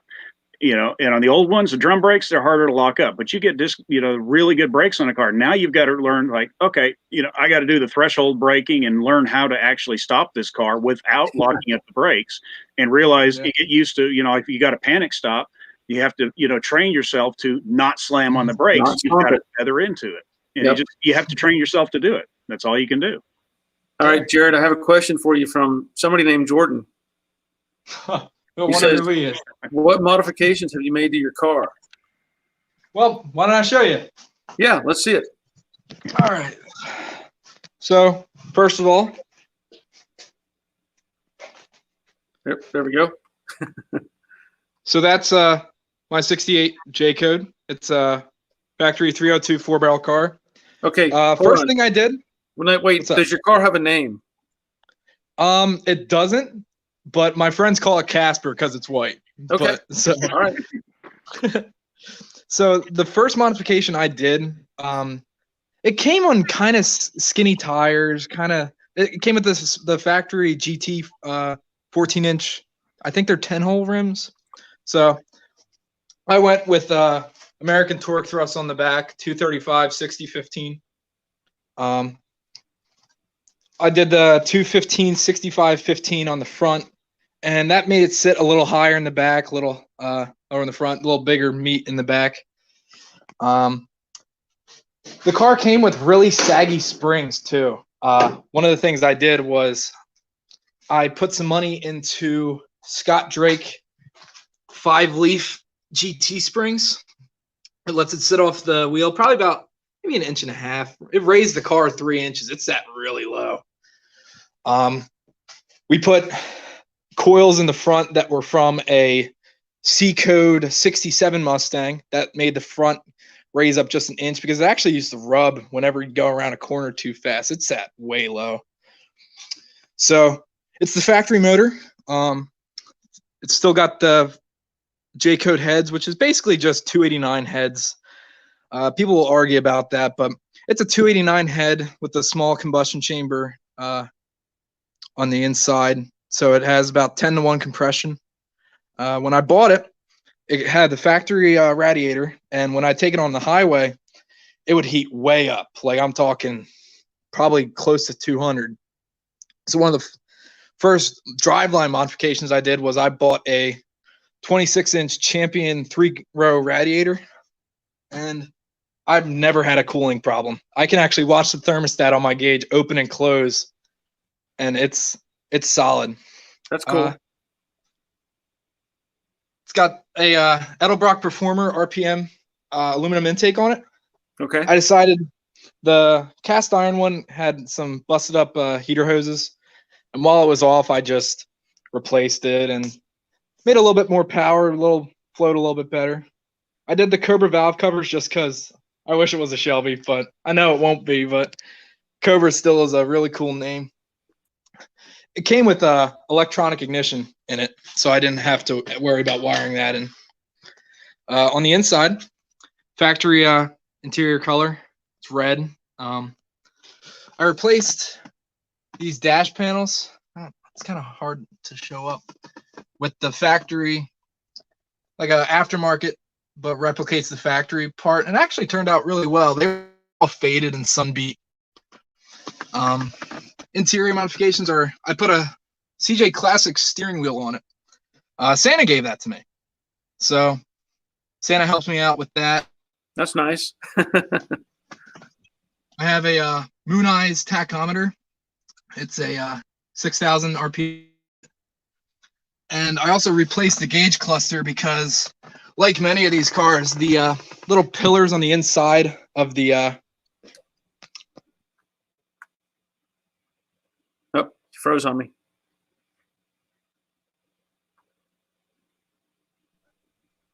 Oh, I added you're coming back. 3-point seat belts. Okay. Oh, there you are. You're good. added 3-point seat. Okay. 3-point seat belts. It was a retro belt. That was the design or the company that made them. And Other than that, I mean, it's pretty much. Other than that, like it's original. It's factory AC car, factory power brake car, factory power steering. It's a pretty neat. It's got the original build plate printed there. Nice. But took the horse out. I really love the look of the Bullet car, so I took the horse out just to give it a little more hot rod, rat rod looking thing. Sure. But other than that, I mean, basically fixed little things that had broken. Had to replace. I did wheel cylinders all the way around. Driver's side control arm. I'm trying to think. Honestly, not much is broken on it. It's been a pretty turnkey driver. I've had it since Memorial Day, so Nice. that's the rundown with that. That is a really good looking car. It is. It really is. I mean, and it's got great options. You know, factory Yeah. AC, power steering, power brakes. Mm-hmm. Yeah. I'm surprised it's not a sprint car because a lot of the 68s with the AC power brakes, 302 J code, they were the sprint option, which had like the GT fog lights and the side stripe. But I don't know. I guess whoever ordered this back in the 60s opted away from the sprint option. Yeah. Well, apparently you're being accused of stealing the sway bar. I So- did. My brother went to his swap meet and came home with an 1 1/8 Shelby sway bar. And, Nice. I mean, this thing is huge. And my car had like a 5/8 sway bar from the factory. And when I used to take corners, it was like I was in a lifted truck. I'd almost fall over. But That's a big bar for a small car. it is. But But it's the but good it's news is driving good. they used to scrape the fenders so much, but once I did the sway bar, I put polyurethane bushings on it, and it actually really improved the handling. It's understeer. Uh-oh. Nope, you froze on me. Give him a second. Yeah, I hope he comes back. He'll Oh, come back. there he is. All right. He needed a drink, that's why. You froze for a second. I don't know. Oh, your brother's stealing your Wi-Fi. That's what it is. George is trying to make you look bad. I guess There my we go. brother's hacking into my Wi-Fi. Yeah, Here. that's what I said. I'm going to move a little closer to the router. See if There I you can go. improve the signal at all. Yeah, I ran a cable from the house to the shop, so now I've got to dig a 100-foot trench between the two of them for my internet to make it permanent. So you've got Dave says very nice, Jared. Let's see where to go. Yep, Brian. So much love to see young fellas like Jared into this. My grandsons don't know what a dipstick is. There's little pictures of me when I was about 3 years old, and I was washing and working on my dad's cars with him. Yeah, It's just something I've been born with. I've always had a love for motor oil and like gears, and and, you know, I didn't know what stuff was, but I still wanted to get my hands dirty. yeah, and that's cool. I mean, I can relate to that. You know, for me, it was by default. I didn't have a choice. I grew up in the backyard, so I just threw osmosis, gained everything I had. But I think it's really cool to definitely see somebody, you know, a teenager, get involved with this stuff and, you know, get into it and actually make stuff happen with the car. That's really cool. I like Yeah. Mhm. Thank you. Now, it would be even better if you had more friends that were interested, right?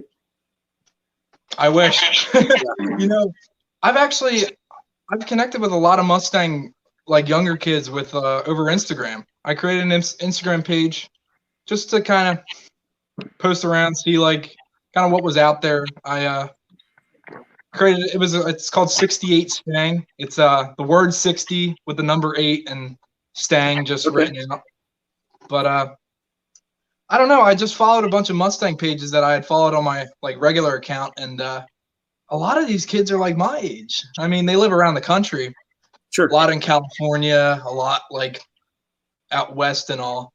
But I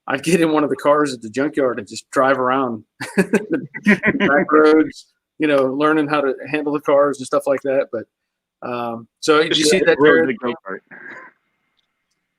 Yeah, Bradley, he's got a. the The founder is only 19. Yeah. So I'll you have need to to, look into that. yeah, you need to definitely get into that. Oh, definitely. Leonard, I've been up in the high desert for now 26 years, and I've lost touch with Ford Mustang parts houses here. Oh, he's still searching for parts for the Torino. I think I want to say classic Mustang or it's classic and obsolete. It's a combination in Oklahoma City. I want to say they have some Torino stuff. I know they have a lot of truck stuff and they have some other car stuff. They might have. That's where I bought my fenders from, and I bought a few other things from them. They're about 3.5, 4 hour drive, something like that for me. John's asking about any idea on ratio to make gray primer dark gray. I have black primer also. Yeah, I don't have any insight on that. The only thing I could think of is maybe if you had the gray and black, maybe add a little bit of black to it, but then you got to mix both up and add it. And right, I don't know. And then I don't know. Don't know if that's kosher to do or not. Yeah, because mixing things. He says, mixing the two grays. I'm not sure how that works out. Maybe he's doing like two gray to one black or something like that. Maybe. Huh, good Munder. Mother Vector car, she was 17. She didn't drive for the next 17 years. Yep. I have a few friends in even my school that are afraid to drive. Yeah, and it's I can understand in some cases. Do they all Greyhound or ask someone who has a car? It varies, SG. It varies. I mean, or if you can afford Uber to take you everywhere. Uber or Lyft or whatever. Yeah. But like you're saying, New York, you can see that. But most of the people I've seen, I don't know anybody in my kids. They're all in their 20s now, but I don't know of any friends they had that didn't drive. So I'm not familiar with. I only know of one, and that's the better half. Her brother's daughter, and she's in college now. But I think the most she's done is driven around the block, and she was just too afraid to do it. She was just terrified of driving. Right. And I don't know if I don't know if she's gotten any better or not. So I just don't know. Well, we've got RMD from Brazil. That's a nice one. This is cool. Yeah. I don't know. Well, you were on the Wednesday. I think you jumped in on the Wednesday live, didn't you, Robert? Yeah. And that was cool because we had a bunch of people from Europe, which is why I did that. Yeah. I wanted that time. Exactly. And that's the coolest part is when you start seeing people from other countries, and that's cool. I like that. Yeah. Let's see. We had strip drive cars here, Barry. My dad could never keep gas in his cars. I was professional striping. Yeah, that was the thing too. That's why they had drain plugs on Mustang tanks. Yeah, have to siphon it. Again, growing up in the junkyard, when we had leaded gas that would last for decades, it seems, that was our big thing too. My dad might buy, a couple cars from the auction just because they had a full tank of gas in them. We get it home and siphon all that out and, have gas in the vehicles for a while. I knew a guy that worked at a junkyard years ago, and he even came up to me and asked me, and he said, "Hey, we get so much gas out of this that I'll sell it to you by the 55-gallon drum." And I was like, I don't know. I was a little leery about the quality of it. But he said, he said we can't burn enough of it ourselves. Yeah. So, it was some, insanely cheap price. Right. Cool junkyard too. It was one of these kind of out in the fields and had, trails going all over the place. You could go out there and drive around. You could take your own car, drive around. There was just stuff parked everywhere. It was just, kind of like a scavenger hunt going through there. Yep. Jared, have you ever siphoned gas? Well, my one buddy does have he has an old diesel truck, and one day to mess with him, we went to his work and did siphon a good amount of his gas out of his truck, but we gave it back to him. Don't worry. Yeah, so you don't make it a habit. No. Guido's asking, did they call you junkyard dog? No. So SG or Jordan is telling SG apps like Uber and Lyft get a lot of people around, not just in the cities but in rural areas too. Yeah. Mhm. Yeah, I mean, that's I'll leave it up for a second, but We've used them once or twice. Like, if she's got a trip somewhere, and we went to Charlotte one time. We had them pick us up, take us to the rental car lot, and things like that. Some of the trips weren't bad. Some of those trips were quite expensive, though. Sometimes they were quite expensive. well, I can tell you, I think I've only ever ridden in a taxi once, and I rode in a Lyft once.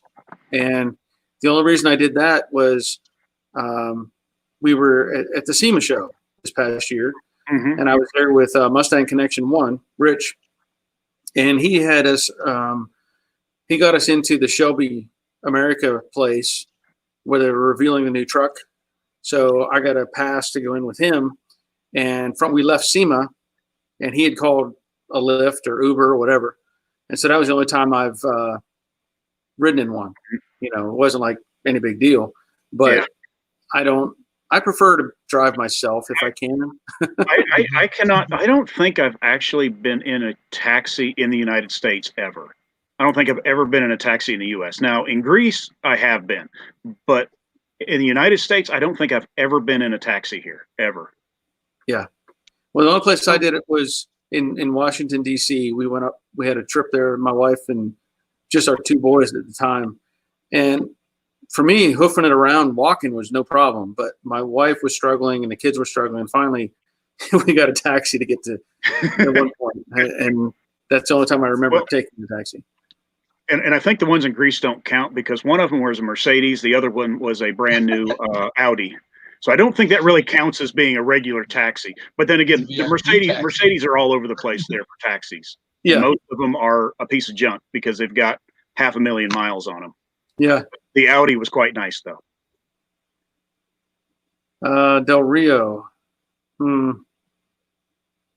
It sounds familiar, but I can't picture exactly what you're referring to. And Leonard says, good old Oklahoma credit card. I think he's talking about siphoning. RMD, he's asking, how about Jade Mustang? Actually, I did some work on Jade today. So I'm working on a video, working on the extensions fitting better. Well, and, you'll like my project I did yesterday. I'll take a picture of it and send it to you, especially for aircraft. For moving my trailer around, I have a tow bar like you use for an airplane. Yeah. It has wheels that go underneath the jack. You know, the part for the jack. I'll take a picture of it, send it to you. And I had one that I have it to my left. It's very sad looking because it was my prototype, and it was a prototype for way too long. But I'll take a picture, send that to you. And I finally made a steel one, and you won't ever see it, but you may see it and say, no, that would be handy. But I use it for towing the trailer with the lawnmower, because you don't want the tongue weight on the mower itself. So I've got that little dolly, and it's just got a long bar. It's just like moving an airplane. Yeah. And I put a hitch on the front of the mower. Then I can put that trailer anywhere I want to put it. Yeah. But I'll take a picture. It's pretty cool looking. But I was playing with that yesterday. All right. I think I ran out of gas for the welder, though. I'm worried about that because I don't want to get another tank. Oh. So Leonard is saying you want to throw in a ride, take a jeepney in the Philippines. Oh. I'll bet. There's some interesting vehicles in the Philippines. Yeah. Bob's saying he rode in a taxi in war. Okay. That would be interesting.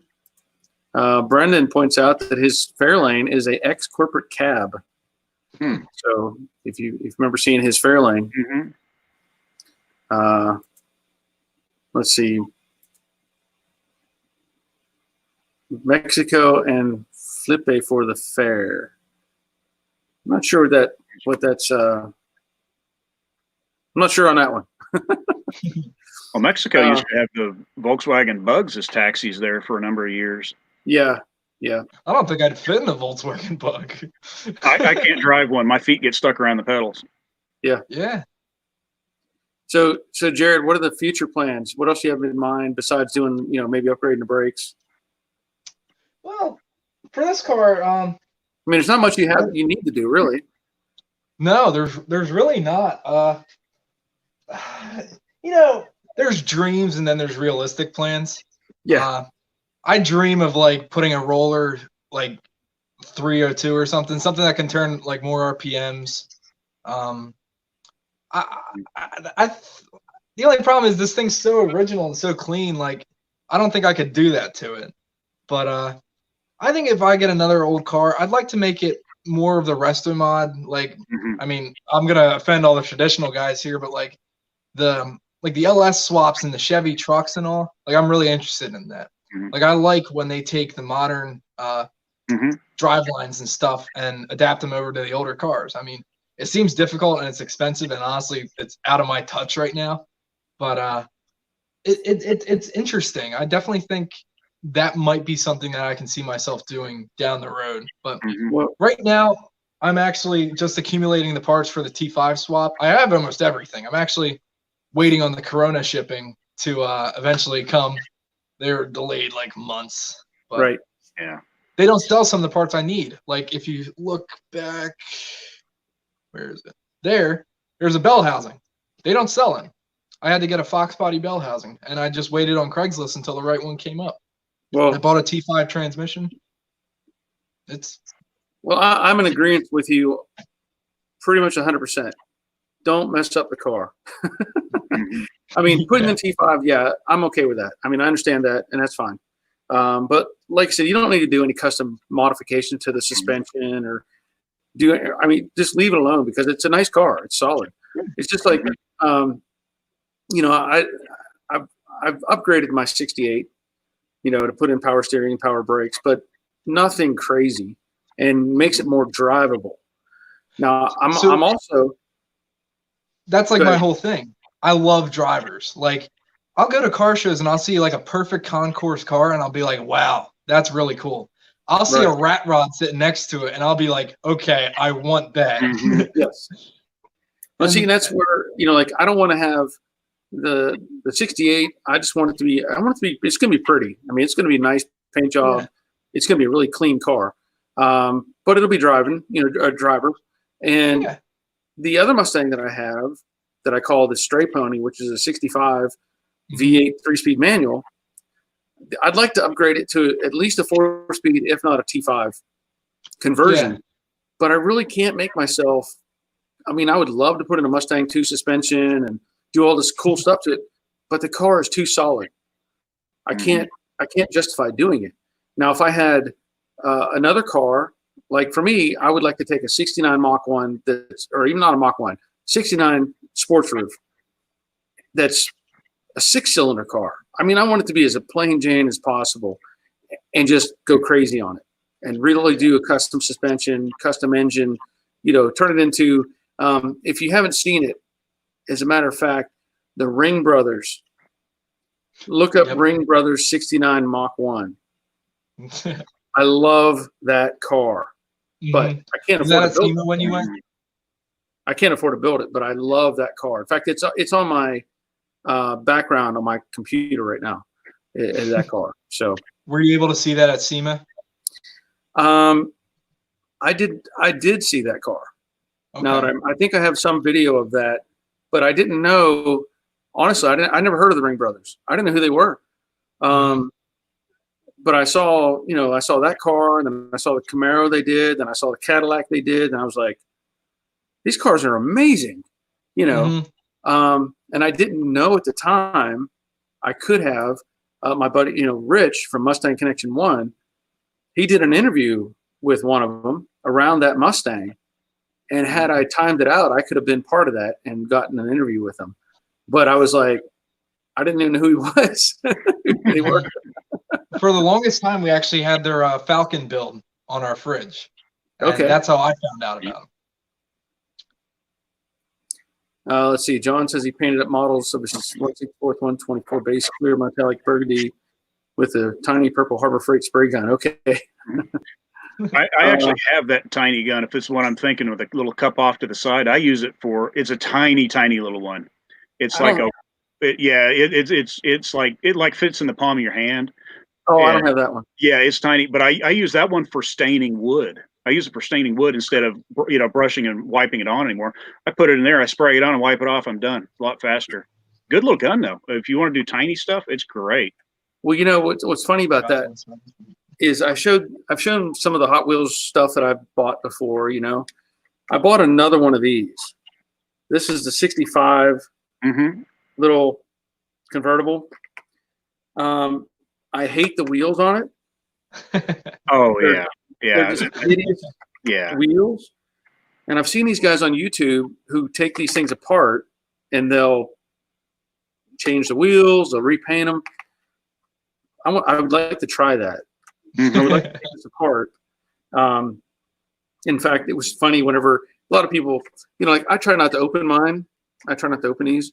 That's why I bought this one today. And when a girl was ringing it up, she ripped the top off the off the package. So I was like, "Oh, that's perfect." Now I don't take it out. Now it could be a showpiece. So anyway, I'm thinking about taking this apart and trying to turn it into maybe the more like the Brooklyn Pony. I don't know. Well, it's like we were talking about the model kits, and I'm you and I both have more than we'll ever build. I have packs of all sorts of different cars, Hot Wheels cars of all different types. Just taking up space at this point. Right. It was just at the time, it was that's what you're doing. You collect them, and now it's like, what do I do with them now? Oh, we've got, okay. Brazil. I know it's Brazil. Cervico Muito Boom. I don't know. I'm bad enough at English. Yeah. Something of Sao Paulo, Brazil. I don't know. I think Hello. I'm glad to hear, but I can't. I think he's saying he's from Sao Paulo, Brazil, and then I'm not. Yeah, I can't something service. Yeah. So I don't know. Something service. Muito boom. Maybe that may be thank you. I don't know. Maybe I don't know. But you were talking about about the modifying the car, and not wanting to mess up your car, because that's a beautiful car, and don't you see mine, my 66, I had to cut everything off basically at the firewall. The entire front end was messed up. So on mine, and it was a bone stock straight six originally, nothing special. So mine is one of those, resto mod the heck out of it and have fun with it. It's never going to be anything fancy, and you might as well just do something cool with it. Leonard's saying don't do it. I don't know what he's referring to. Maybe he was referring to the little car. Maybe that's what he's referring to. You'd have to give me some more. I don't know how familiar or how much my dad has talked about it, but before this car, I owned a white 67 C code, just a 289 automatic coupe. Okay. And that car was rough, to say the least. It was kind of body filler here and there. It was all there, but it was a manual steering, manual brake car. Engine really didn't sound great, didn't sound too healthy. And it was like weird. It had like weird, like the driver's side was 65 brakes, the right side was 67 brakes. Like it was just like nothing good was on it. But I actually wanted to turn that into like a Trans Am mock racer. Like I wanted to put like the stickers on the side. I love the old Trans Am series cars. Yeah. I wanted to put like the exhaust coming out the side and all. But like this car is different. I don't think I could do that to it because it's all there.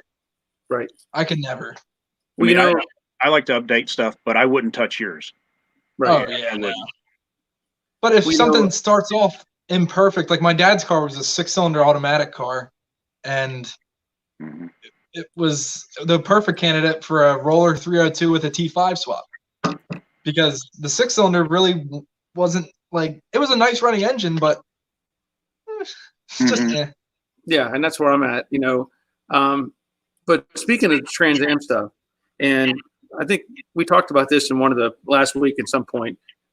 We talked about Smokey Yunick and the stuff he did. And I told everybody they need to go look up Smokey Yunick and look at the stuff he did because it's just amazing.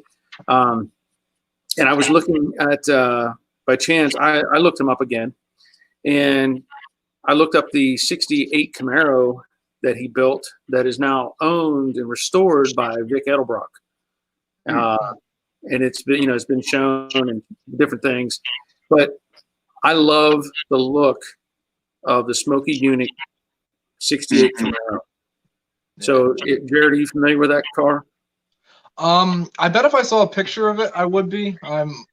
But offhand, I don't know.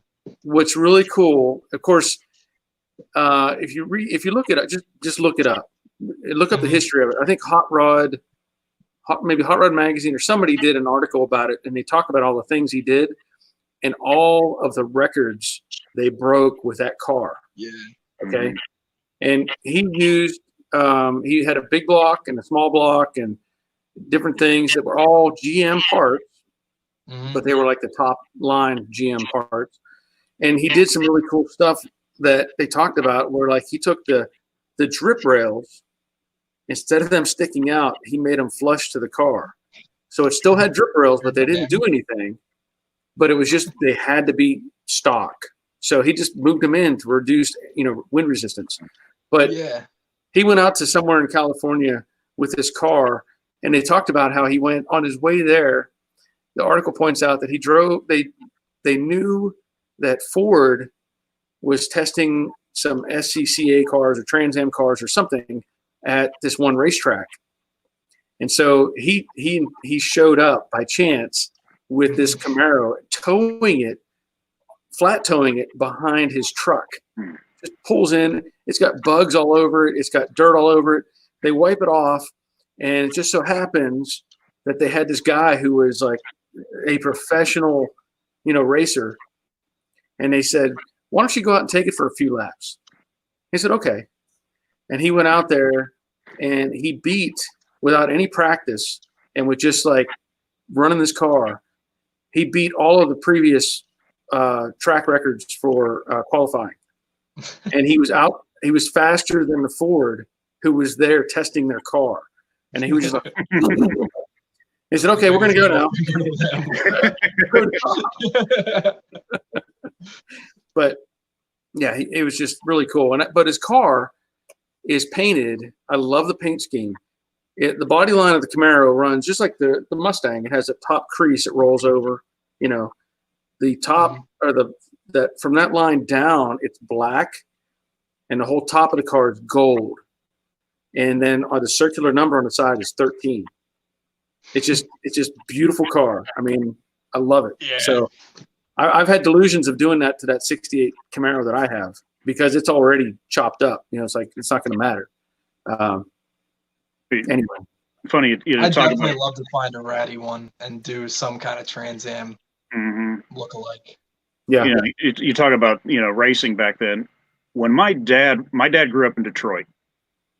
Okay, so you know everybody went up to Woodward. You know, Woodward Avenue. You know the cruise. Yeah. Well, back in those days, that was where when you went there on the weekend nights, that was when everybody was drag racing on the street. However, it wasn't just the average Joe drag racing. The pros would show up, unload their car off the trailer, and they would drag race down the street right along with everybody else. Yeah. And that was the pro guys doing it. Well, that's where they had the Pontiac GTO. It showed up there, factory car, and it was I can't think of his name at the moment. I think was it DeLorean? I think DeLorean. Yeah, because John DeLorean was involved.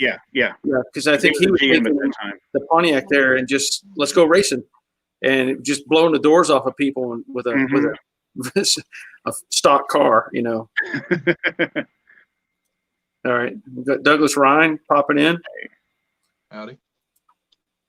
Yeah. So Jared, that's your homework. You need to look up Smoky Eunuch and write a report. You know, it's funny. I had a visitor just come out and There's different ones, but she handed me her phone and she was showing me the Smoky Eunuch, like his Chevelles and all. Yeah. they're all the same color combination. Yep. That's Yeah. it. All the black with the gold and number 13. They're beautiful. Mhm. See, that's like exactly what I wanted to do. Yeah. If you look up 67 Trans Am car, you'll see I don't think it was Shelby American. It was this is gonna be wrong, but like Berlunga or something with a B and ends with GUA. Not sure. They all had a white Mustang with a black hood and black top of the quarter panels, or I'm sorry, fenders, and blacked out headlights, stickers all the way down the fender, and just all you saw was the headers turn right out in front of the rear tires. And I just thought that was so cool. Like it just looked mean. Well, you know what's interesting is Smokey just didn't work on Chevys. Smokey did Fords too. I'll have to look that up. Yeah, I will. Smokey, he didn't care. He didn't care. He went wherever people would let him, grab onto the good stuff and build things. If he could make it to go fast, he'd do it. Yeah, it didn't matter. Yeah, yeah. I mean, it's just the more you read about him, the more interesting the guy was. Well, he was actually an aircraft mechanic in World War II, if I remember correctly. I think I remember seeing something about that too. And it would explain a lot. Yeah, and he also was a heck of a motorcycle mechanic, from what I understand too, if I remember correctly. And he was known for modifying motorcycles and just everything he touched, he could make it go fast. He just had a fixation with that stuff. Yeah, there you go. So that's the 7/8 Chevelle. It's supposed to be 7/8 scale. Oh, okay. You have to really read up on it because I talked about it before. Basically, he took the car to a NASCAR event and blew the doors off of everybody. And they started looking at the car and going, "Wait a minute, something's not right." And they assumed, they couldn't necessarily prove it exactly, but that it wasn't 1-to-1 scale, that it was 7/8 scale. So it was the same Chevelle but 7/8 size. So that's a lot of work. But that's what he would do. He didn't care. He had the best metal guys. He had the best engine, And so basically in fact, he had a template because they were doing it like a simple template at that time, like just the length of the car or whatever. And he had the template he put on the Chevelle, and then he went out to a Chevelle in a parking lot and he said, "Look, it's exactly the same." And so the rumor was that he built a production 7/8 scale car too. So he had the race car and the rental car, That's whatever crazy. he said he had. But yeah, he was. He was a genius. I'm not a bodyman, but I see my dad do a lot of the body work on the car that he's building. And to think that someone built a 7/8, Terlingua or something. Yeah, there you go. Yeah. Yes, they have a Trans There's a Am bell. I car. haven't done a bell in a while. Yeah, they have a Trans Am car that literally was my whole plan for my old 67 before things happened with it, and then I fell with this. But There you go, Jack's pointing out. We need some more thumbs up on the view here. We got people, talking and chatting and entertaining. And while I'm remembering this, I got a short little story. While I remember, a friend of mine up in Chicago. Every so often I go up there. We do a project. One year we did put a serpentine belt system on his El Camino, and we went to car shows.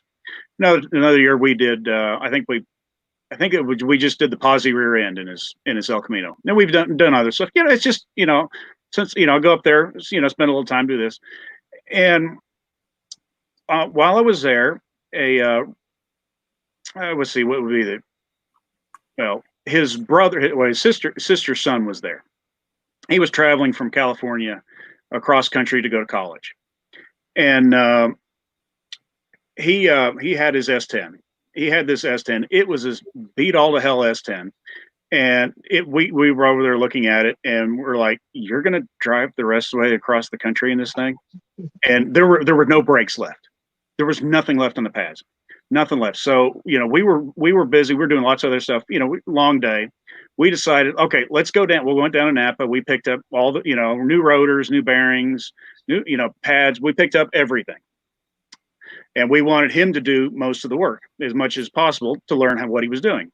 Right. And it all went well. We had some fun getting a few parts off, and we got it all done. We got the stuff on there and told him, okay, you need to put the wheels back on. You need to put them on. And he put the wheels back on, and I went off to do something else on the other car we were working on, and my friend was there with him, and he figured, okay, he's going to take care of it. He's fine. I didn't go back and double check anything. So First mistake. about a half hour later, he's on the road on the freeway. We got a phone call, and he says, the front end of my truck is wobbling all over the place. And I'm like, oh. He didn't torque down the lug nuts, so everything was starting to wobble. The rotor, the pistons were getting pushed back into the calipers, and all I could think of is his dad is a well-known actor that happened to be in Miami Vice and a bunch of other things, and is like, what would the news headlines have been if something had happened to him? And how much trouble would the two of us have been in? Yeah. That would not have gone well. No. But we coached him through it, and he tightened him up on the side of the road, and he said about a half hour later, he said, okay, it's doing good now. And we're like, it's like,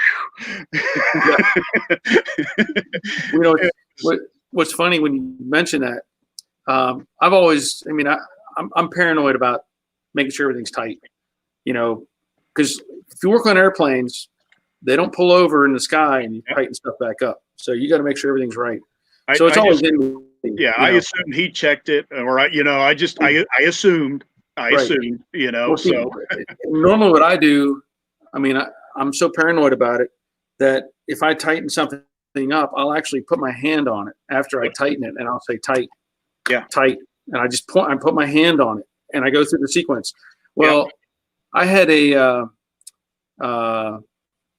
Okay, so Gene is leaving. That's Gene, I believe. I guess he's leaving. But I had it was like a 92 Jeep Cherokee, and this would have been 95. It was the same weekend. If you're a NASCAR fan, if you remember the night that Dale Earnhardt took out Terry Labonte to win at Bristol, okay? I think it was 95. I was there that night. Cool. I saw it happen. But I had done some work on my Jeep, and my neighbor, I don't know if he's on. Hindsight 6/7. If I don't think he's on right now. He always he would help me out with stuff, and we work on stuff. And so he had put the wheel back on the Jeep while I was getting ready to leave. I'm getting ready to drive this thing to Bristol, and so another buddy came with me, and we got in Jeep, and we're driving up through Atlanta, and it's only like 25 miles up the road, and all of a sudden, like, what the heck? What's going on? So I get out and I look, and the lug nuts were loose. And so my neighbor, I was like, man, you nearly killed us. And he said, oh, I thought you checked it. No, I didn't check it. My uncle did that once. He had a flat tire, changed the tire on the side of the road, didn't get him tight because it was, sitting cockeyed when you put the wrench on it. He said he started going down the road, and a little while down the road, the tire was going faster than they were down the freeway. So he ended up, he had to take a lug nut off of each one of the wheels to put the spare tire back on the car. Oh, okay. Yeah. John says he didn't double check a steering shaft bolt once. Luckily no wrench. But I do that pointing at things and going. No wreck. He says no wreck. That's what he's trying to say. No wreck. But yeah, what you were talking about, when you're looking at things, you're just like, oh, I pointed this, I did this, I did that. And I go, I will go over that in the same way and just go from item to item, pointing at it and double checking it just to make sure. And I'll do it 2 or 3 times because, like, did I really do that or not? Yep. Well, here's the thing that beyond being an aircraft mechanic, this is where I think I may have mentioned this before. One of the things that really sticks in my mind. When I was in the military, I had a 67 Plymouth Belvedere, It was a GTX clone. It had a 318 in it, but I found a 383 out of a Super B. So I had a whatever it was, or 383. There was a special Magnum, 383 Magnum. And so on the military base, they had The hobby shop. a facility, hobby shop, where you could work and build stuff, right? Which is fantastic. I mean, they should have stuff like that for normal situations. But and actually, that's something I have considered, but I don't know how I'd pull it off. I've thought about that too. If I won the lottery, I would love to build something like that. I'd like to watch people do their projects, and right. that would be so cool. Yeah. But what happened was, I was on the base, and I'm building this 383 Magnum. I had the heads redone. Everything was done. All new parts going in, and I had put as I was putting things together, somebody who was supervising, working there, he said, "Hey, if you pay me $50 or $100, I'll help you put that together." And I was like, "Well, that's your job. That's why you're here. Why would I pay you?" So anyway, I said, "No, that's okay." I didn't really get, wasn't offensive with him. I just said, "No, that's okay. I'll do it myself." Anyway, I had put the timing gear set in. I did all the alignments with the dots and everything, get it all right.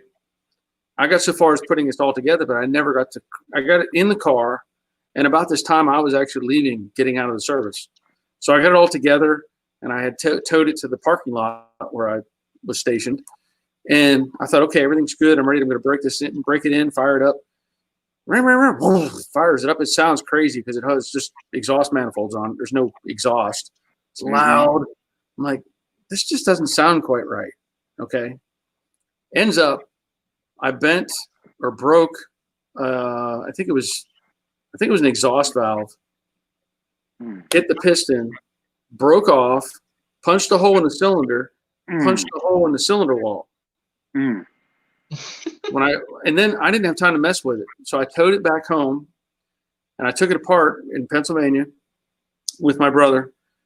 And I'm looking at it, and he says, "Yeah, you got the timing gears in wrong." And I was like, "Wait a minute, I didn't put it in wrong." I mean, I was very specific about following the instructions and making things right.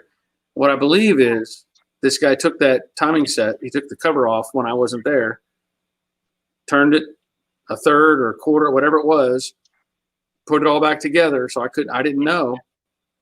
Yeah, just because you didn't give him $50 to help him. Right. Yeah.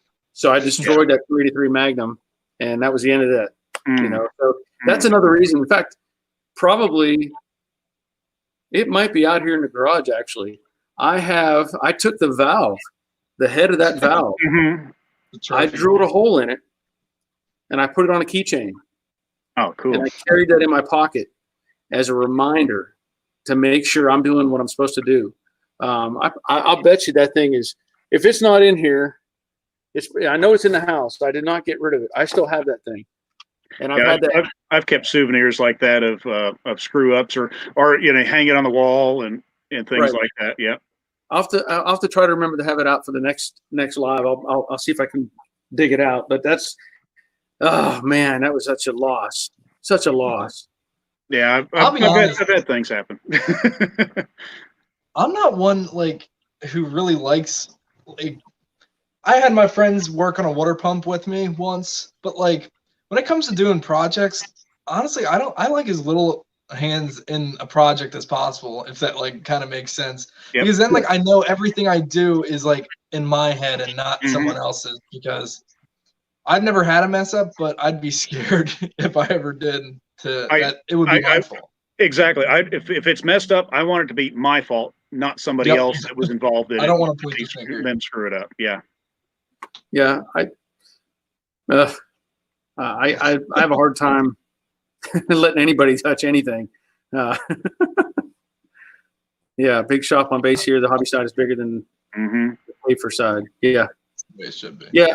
I've communicated with a couple of different people actually about doing this. One is a guy that I used to race with when I raced stock cars. He actually has a muffler shop, and he had the same idea about building a set of bays Mm-hmm. and just be there as a, let them pay you, Mm-hmm. use the space, use the tools, use the equipment. And then if they want help, they pay a little extra, to get your help. I think that would be fantastic. There was a similar kind of idea that there was a company that had places in a number of cities in the U.S. in Austin, I think California, but they did, like they had shops in there. They had wood shops. They had CNC stuff. They had, and that's what this business did, was they had all this stuff in here, and you paid a certain amount per month, and you could go in there and use this stuff. If you paid a little more, you could get your own little cubby hole, where you have an area. And it was a really great idea. And there was an initial buy-in. You could do like a lifetime thing, which was a great deal for what it was. I mean, it was a really good deal for what it was. And you still got access to all this equipment. Right. But they ended up I think they went out of business about 2 or 3 years ago. But I mean, it was a great idea. I mean, it really was, but the automotive would be a little easier because you don't have as much high-end equipment to buy and maintain, and Sure. it's more just square footage than it is anything else. I see, like, on Marketplace, people offer, like, you can use their lift if you pay them, like, I don't know, like $50 an hour or something. Mm-hmm. And then they also have like free shop air. So it's out there, but I don't know. You get the one wrong person doing the job and they hurt themselves or something, then it's Right. then it's all bad. Yeah. And that's the difficulty of it, is having that liability and having to protect yourself. Yeah. You'd have to, I think you'd have to screen people as well. Yeah. You can't have somebody coming in there that I'm That going and to train them. Do whatever I want and stuff like that. It's like a high school shop class. You have the same. You have to treat it like that. You have the same problems, and Yeah. And a friend of mine used to teach the shop classes as well as drafting electricity, and I would help him on some of the stuff when I could, and it was interesting. Yeah, it was interesting. There was I went to a tech high school. I never went for automotive. I went for engineering, and but I'd stop down in the automotive place because they had like an old Grand National down there, and I'd go down and peck around at it every now and then. The teacher actually wanted me doing work on it, but I've seen, like, sometimes when like a car's lifted, they have it lifted up on like the plastic fenders. So I'm like get that thing up that lift. I'm like, what? All I could think of was the comment, an old Grand National. Yeah. And I'm thinking the Grand National is not an old car. Oh no. It is if it was made before he was born. Yeah. Yeah. I mean, that's the truth. Yeah. Yeah. Good. Would love to have a Grand National though. Oh, me too. I want a Typhoon. Yes. Or a Cyclone. Yeah. Cyclone Typhoon. Yeah. Oh, and when you mentioned shop air, I had to turn around and look and make sure I turned the air compressor off. Yeah. Because somebody kind of forgets. Mine's probably on right now. I think he's going to turn it off. Yeah, I can turn around and I can just barely see the lever on mine. I'm not that blind yet. I can just barely see it.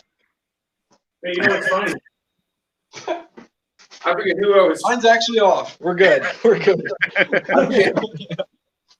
I forget who was I conversing with about. We were talking about I think it was your dad, Jared. Yeah, you talked about air compressors with him. Yeah, but we were talking about the recip saw. Okay, you're talking about. Now get this. I don't know where this came from. I don't know. I have no idea. I mean, I know where it came from, but I don't know where it came from because I don't remember buying this. I have one of Central those. pneumatic air. But look, it was sitting on my bench on the other side of the shop today. I've never pulled it out of the box. But honestly, I don't know. I don't remember buying this. It was probably one of those. It was when it goes on sale for $6 or something at the time. It's probably like, let me throw it in the cart. No, honestly, what I think is somebody gave it to me. I think because I would not have bought one of these, not normally, and so I just think somebody gave it to me. It looks like it doesn't look like it's brand new either. Like it was. sitting in the Well, box for a while. Yeah, you talking about the box? Yeah. Is it an older box? It's an older style box. Yeah. Yeah, that's what I'm saying. Yeah, it's been around a while. I mean, it's got the item number 00113 on the side of it, but I don't know. I don't know. It's got a layer of dust on it too. So, I have one. I don't use it very often. It's just one of those every so often. It's like, okay, that would work in that, in that case. But very seldom do I ever get that thing out and use it. yeah. It gets stuck. The shuttle valve is not very good in it, and it does get Okay. stuck. Got to keep it oiled. Yeah, and it's just it's just the design. It's $10. What do you expect? Jordan's taking all the credit for you, Jared. He's gonna get beat up in a second. Apparently your life would be terrible without him. So he went to my same high school for automotive stuff. So all his automotive teachers knew our last name because of him, and they kind of still, like, even though I wasn't Jordan, they still took a liking to me and kind of stop by on my bathroom breaks and come by during lunch and work on a car, put some Bondo on, saying something. Well, see, you're lucky because my brother was 6 years older than me. Mhm. I did not get a positive response. My brother was in trouble all the time.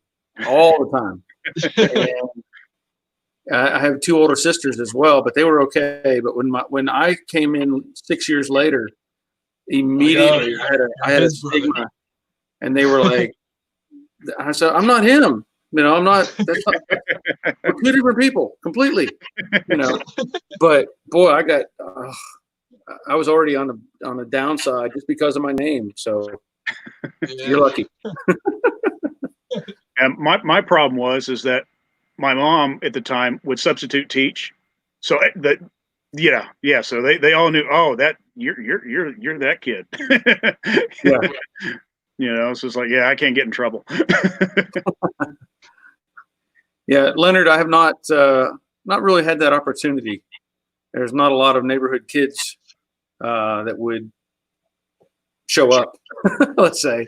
I've got a neighbor across the street. It's his grandson has basically moved in with him, and he's the one that has that Miata that's got 25,000 miles on it.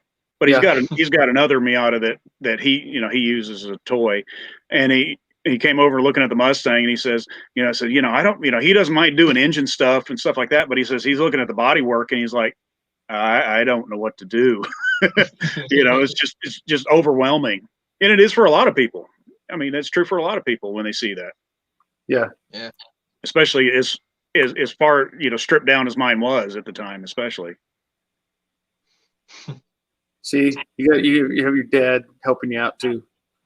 Yeah, they knew my dad from the body shop. I feel like okay, they could talk body shop all day, and then when the two brothers came along, they were just Harvey's kid. They weren't even Jared or Jordan. They were just Harvey's kid. Well, that's good. That's a good reputation to have. Yeah. But something I was thinking about earlier today, working on the car, it's something I never see mentioned, is when you're dealing with sheet metal edges, nobody ever emphasizes the fact that all those sharp metal edges, all those 90-degree corners on all those sheet metal, nobody ever talks about the fact of making sure you round off all those corners. On the flat edge, and because it's with metal, it's no different than wood. Paint doesn't go around corners. And a lot of times you'll see rusty panels, and it starts at the corners because the paint cannot adhere to that sharp corner. That's a good point. And you look at most factory panels, though, the stamping process, original factory stuff, the stamping process takes care of that for them. And you notice that they're always, that very edge is very rounded over. And it's just something, I never see mentioned when people are talking about, stopping rust or preventing it from, forming and, replacing panels. But then again, I'm the odd person. I look at the oddball stuff, and that's just me. Well, it's kind of like Guido was showing us his car, and my eyes immediately went to there's no bumpers on the fender. I saw those square holes as well. The first thing I saw, because I could see the light coming through it. I could see those little square holes.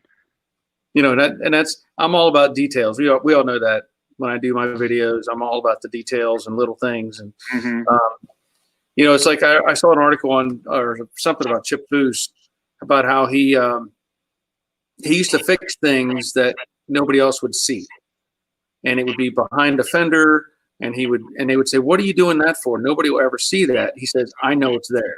Yeah, I know what it's supposed to look like. I cannot live with it being wrong." And that's kind of how my mind is like. Well, it's also like a work ethic thing. Yeah, it's like if like when I try to do something, I try to do it just the very best I can. I don't try to cut corners. I don't try to do like a lot of different stuff. Like if I was doing the brakes, I'm gonna replace the pads, shoes, all. I'm not gonna like put the half-used stuff on. But like if you do a lot of small details really, really well, the overall picture is gonna look just a lot better. Sure. Like every body line, like if you're concerned about the front and the back, like it's better than just being concerned if it shuts and clears. Yeah.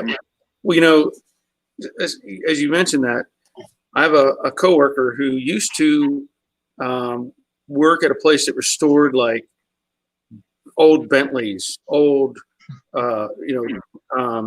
Duesenbergs, old whatever cars from the 30s, and exotic stuff from Europe, Bugattis, all these crazy cars.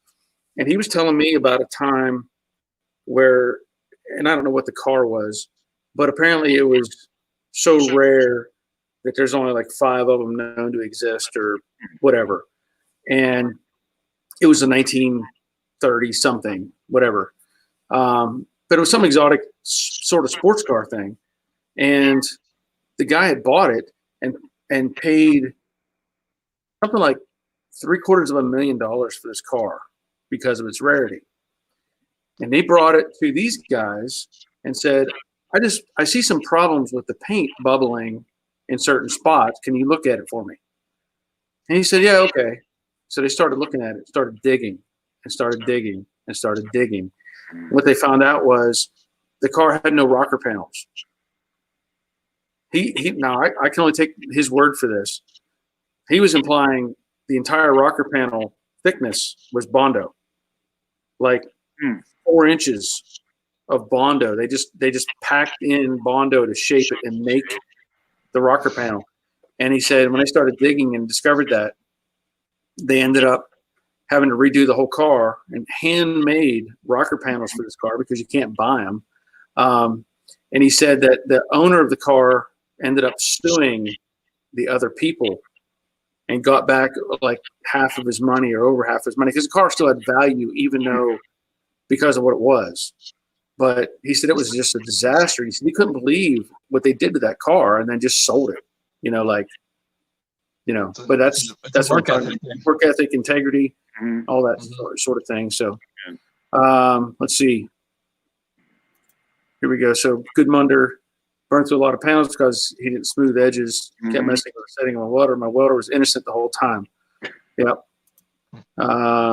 It's like anytime you can get a piece of copper or something on the back side of a weld, it makes life so much easier. Anytime you can do that. It's like on the when I was welding the seat supports back in the car. I take my floor jack, I take a big block of wood, and I've got a sheet of copper, and I'll stick that on there. I'll put it on top, jack it up against that spot where I'm going to be plug welding. Yeah, I don't need it. It doesn't have to be there, but it makes life a whole lot easier. It makes the welding a lot easier, and you don't have to worry about blowing through that. Right. It's not that you need it, but it just makes it easier. I actually saw. I was in Tractor Supply. I'm going to say bye to SG. He's over in Germany, so we're going to say goodbye to SG. That's way nice there, yeah. Yeah. Go ahead, Jared. I was in Tractor Supply the other day. I saw a set of vice grips in the clearance thing. I don't know why I didn't buy them, but they looked like the 2 fingers that come out like that, and it had a piece of copper underneath it. And I thought, that's probably so good for welding. Yeah, that's what they're made for. Yep. Yeah, Robert's probably going to pull up a pair and show them to you, right? Yeah.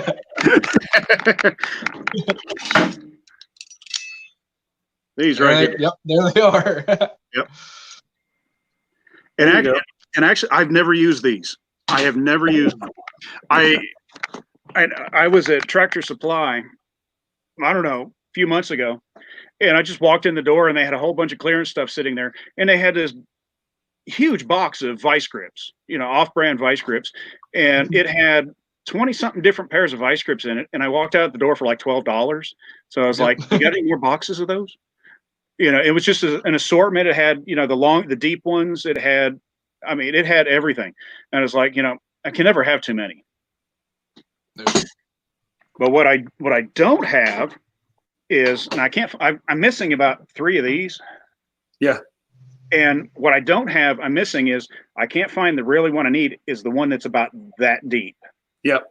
I cannot find it. I don't know what I did with it. So I actually ended up, today I was working on, because for the wrapping around the frame rails, going around the frame rails and pinching the fender aprons in, and this doesn't fit. So what I ended up doing was I actually took and I took a piece of oak about yay long, drilled a hole in it so I can slide over top of there, cut an angle on it, put that on both sides, and that gave me just enough to where I can reach around and grab onto it without having to spend another $40 on another clamp that I rarely ever use.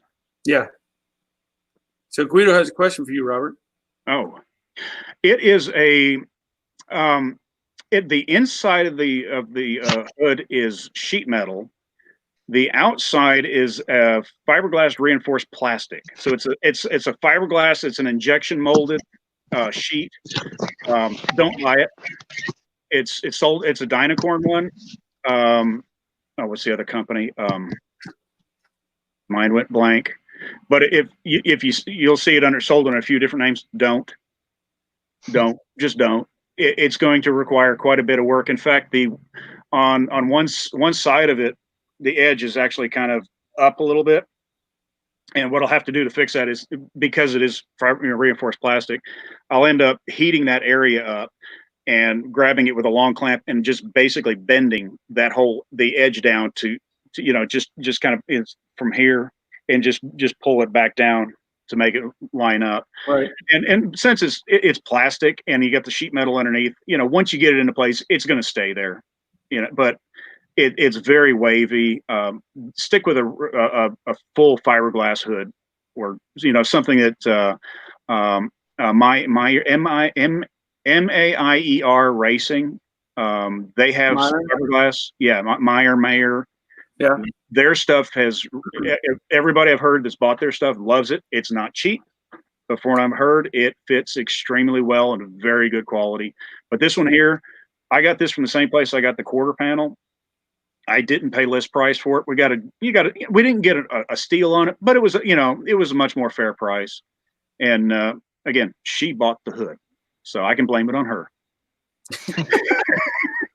It's going to be her car. Yeah.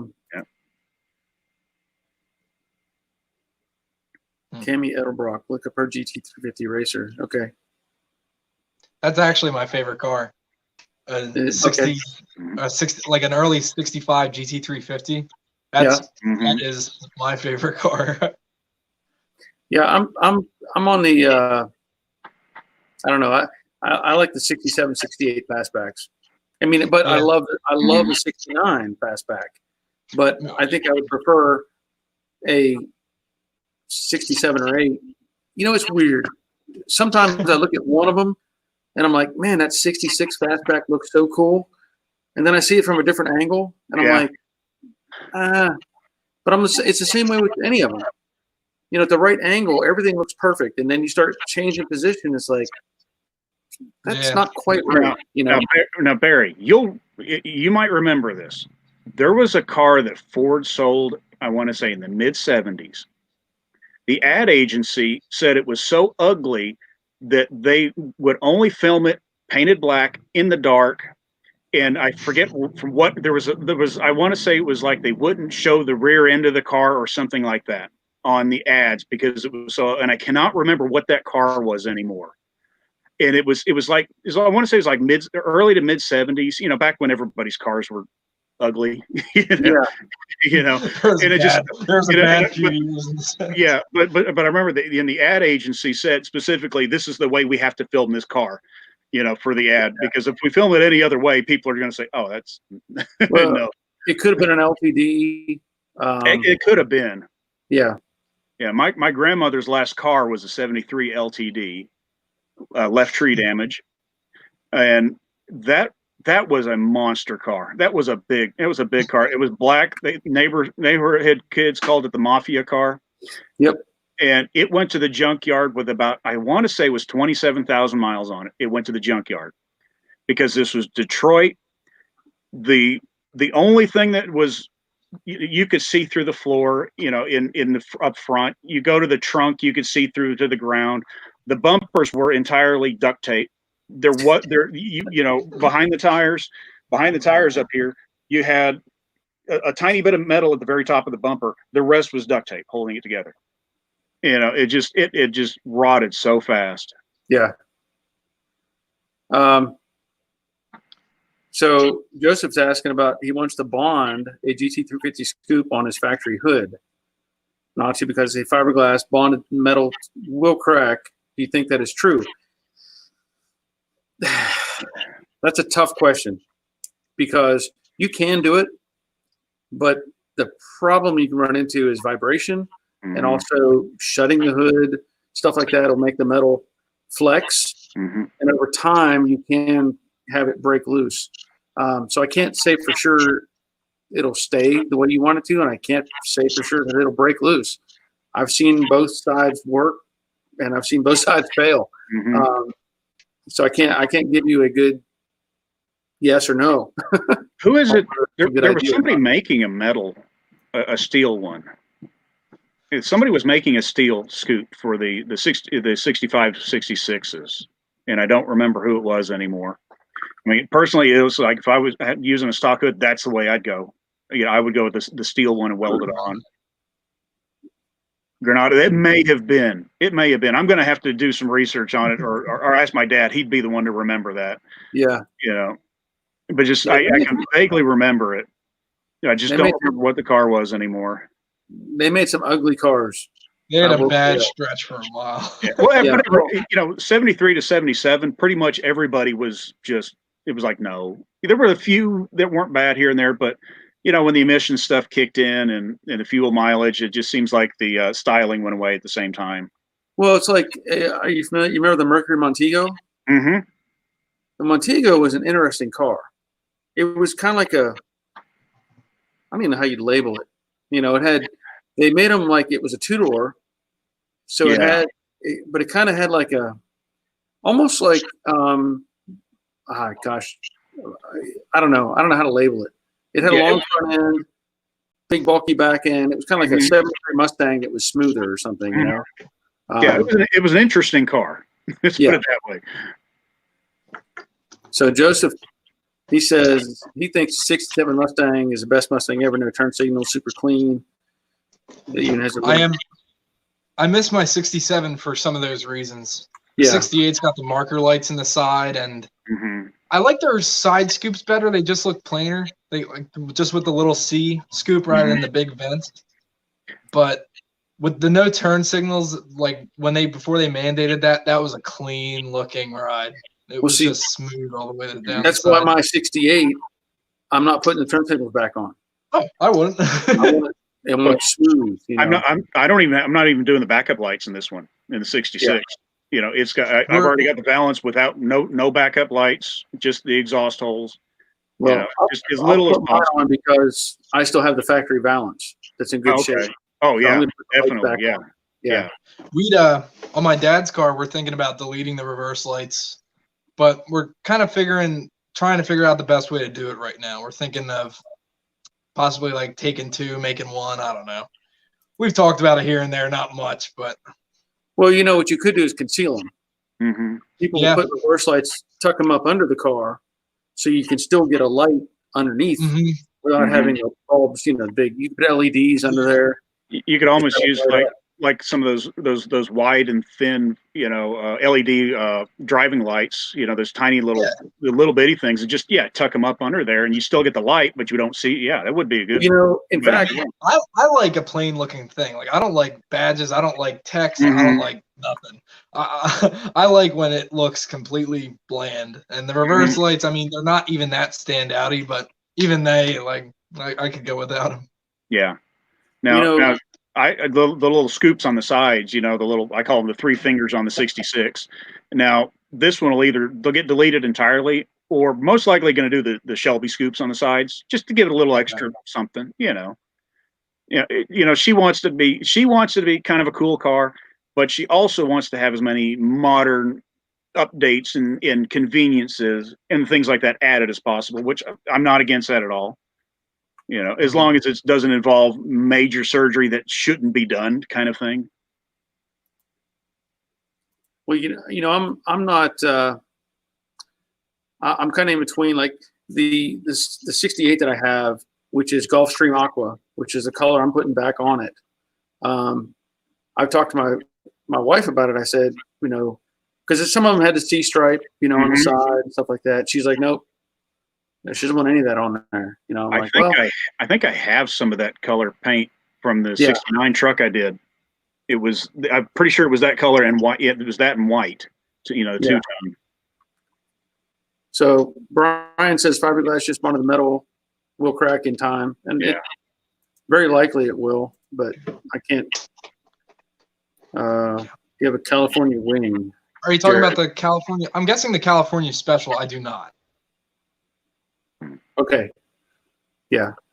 Yeah, my car is just the standard J code coupe. It's not a Highland Special. It's not a California Special. It's just a J code coupe.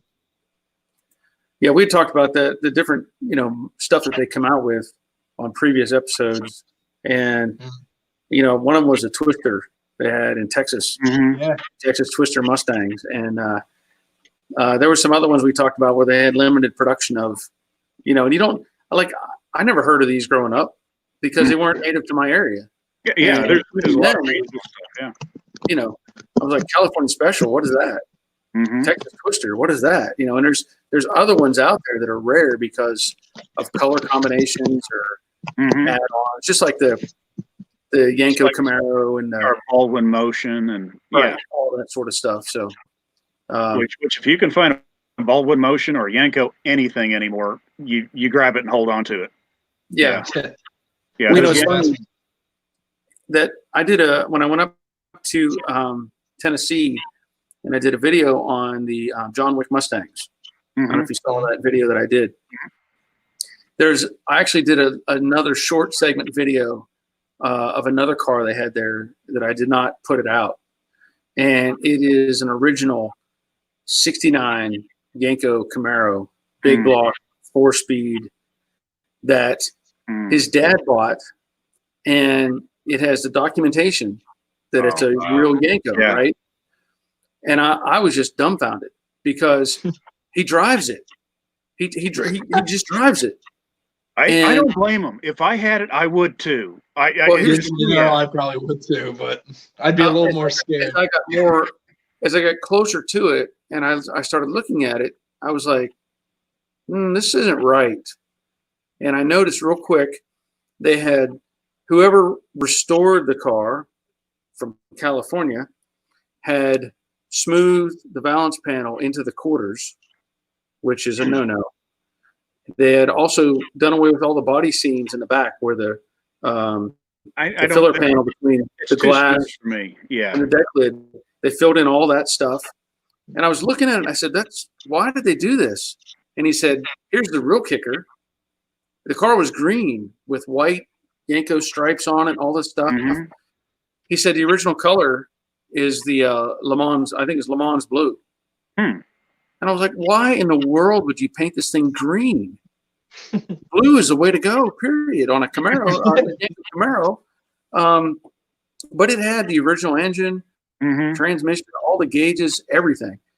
But it also had, there were like door gaps I could stick the Sharpie in. So I'm like, yeah. Some cars So can. like I said, I filmed the car, but I haven't. I still have the video. I just haven't put it out. Yeah. Because I just wasn't quite as thrilled after I got close to it. Yeah, 50 feet away, and then you get closer. It's like, yeah, not so much. Yeah. I've had a 6970 fastback for 40 years. Drove it. My friend's crazy when I drove my 28 for a winter car. Yeah. I knew a guy that had a 68, 69 Corvette. Yeah. And he lived in Pennsylvania, and that was his winter car. He drove it in the winter because it would drive better through the snow than, I forget, whatever his other car was. It was better in the snow than the other car was. But also remember, those Corvettes were pretty high off the ground. Yeah, they were. And that's one of the things I wouldn't. That's the generation Corvette I wouldn't mind having, because nobody wants them. They're high enough off the ground that you don't have to worry about speed bumps and dips and things like that. You can just drive it and don't worry about it. Yeah. All right. Yeah, the pink 68. Those are rare. The only pink car I remember a guy on the Monte Carlo mailing list. Oh, this has been probably 20 years ago. His car was painted black. He took it, stripped the entire car down, and he starts finding pink paint. Here and there in the car, he's finding pink paint. After he takes all the all the trim off, finding pink in there. Well, he finally looks at the code on it. Come to find out, it was somebody had ordered it as their Mary Kay car. So originally, it was a Monte Carlo SS in Mary Kay pink. That's rare. Yeah, because at the time they gave you the option where you could order different cars, not just whatever, not the Cadillac anymore. Right. But you could order, and I remember seeing a Skylark one time, an 80-something Skylark that was Mary Kay pink. Yeah. But but that Monte Carlo SS in Mary Kay pink, I think that'd be kind of embarrassing. Yeah. Yeah. So Brendan just subscribed to Joseph. I guess Joseph Dillman. He's subscribed to his channel. What's he have? Okay, so you can see he's got a Mustang on his logo. So you may want to check out Joseph's channel and go from there. The only pink coupe I've actually I've never seen one in person, but I don't know. I bet you're familiar with Peterson Restorations. Yep. Out of PA. He has it was for sale. It's probably sold by now. He had a factory pink vinyl top 68 coupe. And I remember it was pretty rough, but I mean, that color, it's a rare option. I think the only way you could drive a pink one is if it had purple polka dots on it or something. Or like a 428 in it or something. You got to do it, all the way. Yeah, or like a big block or something that can walk anything. Yeah. You said pink polka dots. When I drove stock car here in Georgia, I had a 60. I don't know if it was a 64 or 65 Chevelle, same car. But it was a two-door, and somebody else had built the car. I didn't build it. They had built a roll cage in it, skinned it, whatever. And I decided to be different with my scheme. So the car was black, and I probably have, I don't know if I have any pictures of it somewhere, but anyway, it was black, and I had red streaks coming off the front. So the nose of the car was red, and then I had scalloped streaks coming back into the windshield and down the side. And then for the letters, because we knew we might have to replace the letters every so often or whatever, we decided to use contact paper for our numbers. And so I said, I'm going to use this. I bought cow print, Holstein cow print. Oh, okay. So Robert, he stepped. Okay. So I bought cow print contact paper for shelf paper to make my letters. So my number was 67. And so it was white with black spots all over it because it was like Holstein cow print. So spots on it. That made me think of that thing. It's funny. It reminds me of our baggage that we use. The old American Tourister heavy duty. The hard sided baggage. The old stuff. Yeah. Everybody had it at the time. So what we did was we went to the store, whatever store it was at the time. You remember those big flour stick-on things you could get to put in the tub? Those little rough, rough. Yeah. Things? We put pink ones of those on the bags. So we knew when it came off the carousel, we saw that. It's like, oh, that's ours. Nobody Yeah. else is going to put that on their bags. Yeah. There you go. So, Makes me think of the lemons racing. I don't know if you're familiar with it, like the 24 Yes. hours of lemons. yes, 24 hours of lemons. Yes. I want to do that so bad. Well, and they talk about that race, and it's supposed to be what, under $200 or whatever it Yeah. is. But the reality is, it's easy to bend the rules. Yeah. If you build a car and you had $1,500 in it or $2,000 in it, and I walk over to you and I'd say, I want to buy your car for $200, and you say, here's your car. You officially paid $200 for the car that is built for doing an enduro racing or whatever. Yeah, I do remember the Mexican Monte Carlo SS. To be honest, I had forgotten about that thing until now. What's different about it? Ah, jeez, I'm gonna have to remember. It's been a while. It just, it was. I don't remember exactly anymore. It only had like one headlight. I slept since then. It just, there's only so much you can remember.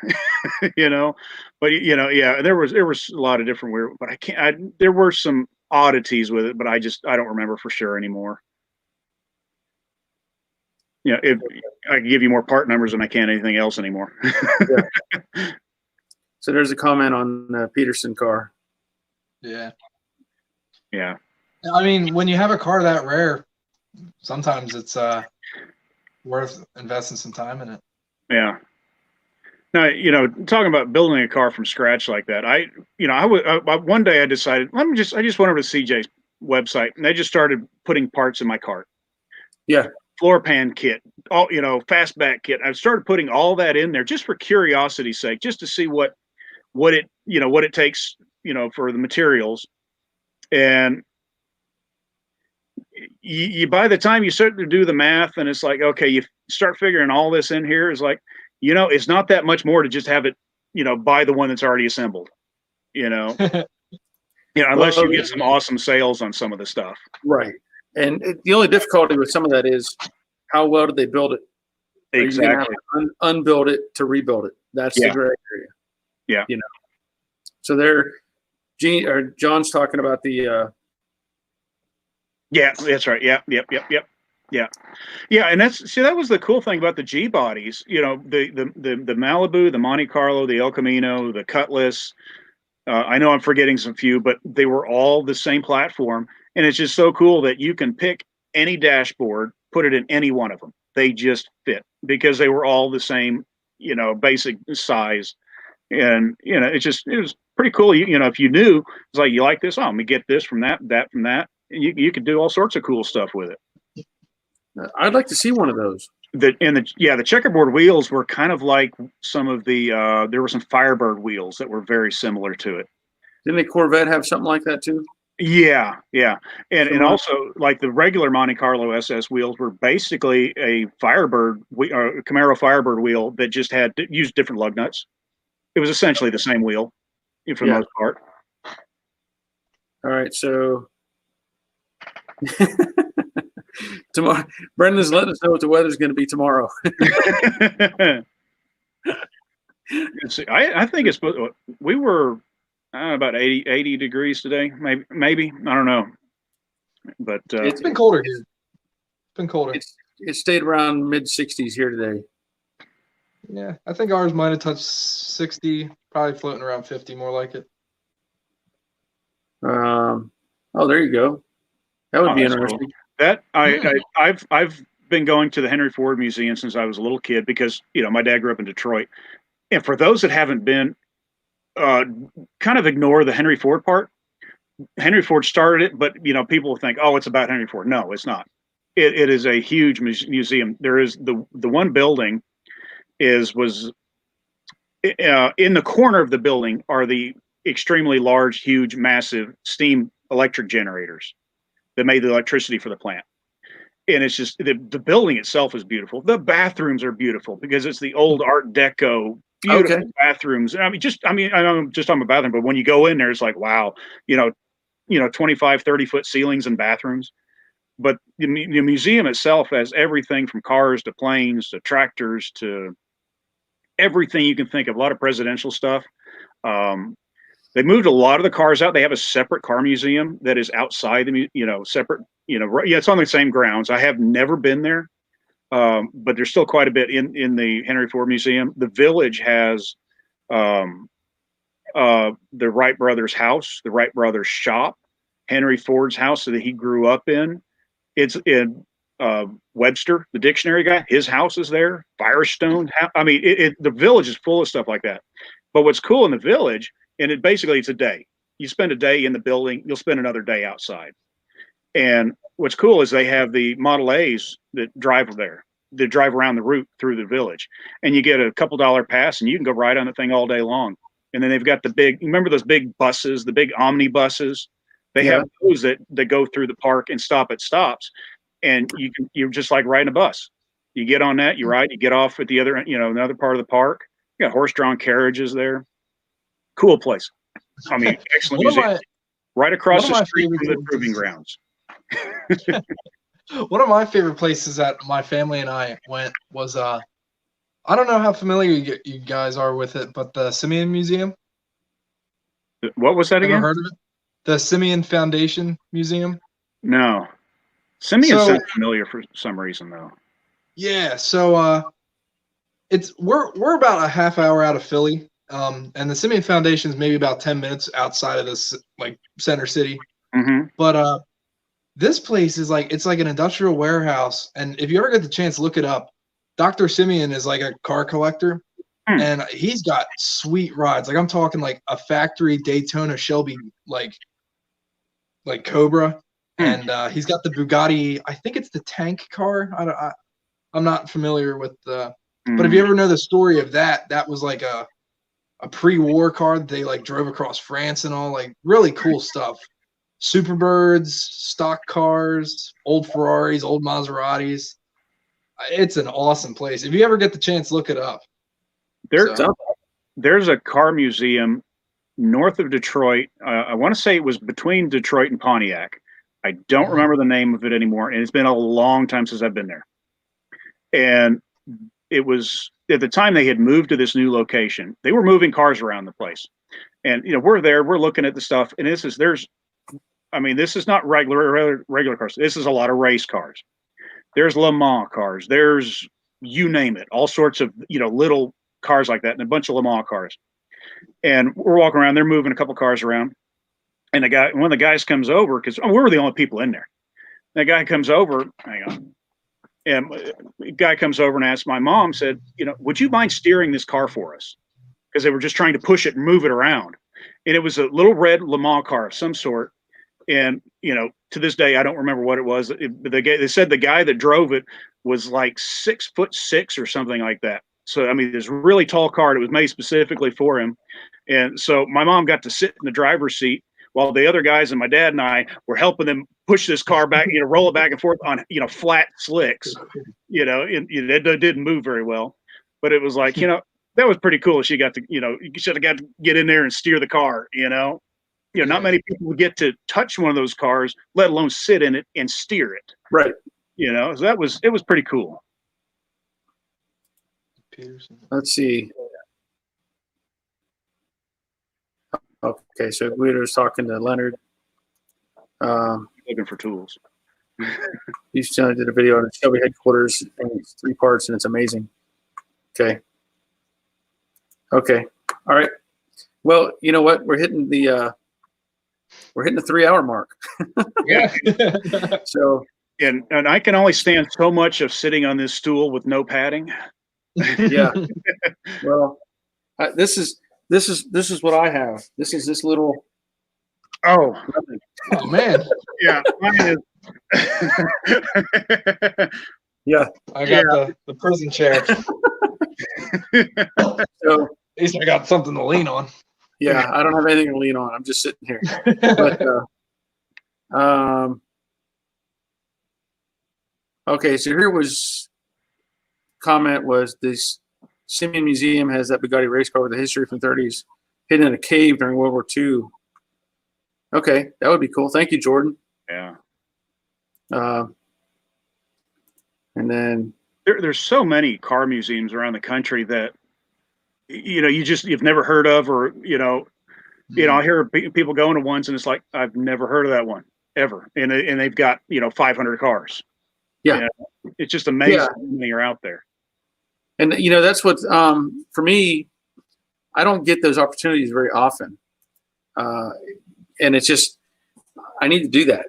I did last year, I think it was, I towed that car to Texas, that race car, and on the way back, I stopped at the motorcycle place in Alabama that I didn't know anything about, and I can't think of the name of it right now. Is that the one that everything's vertical?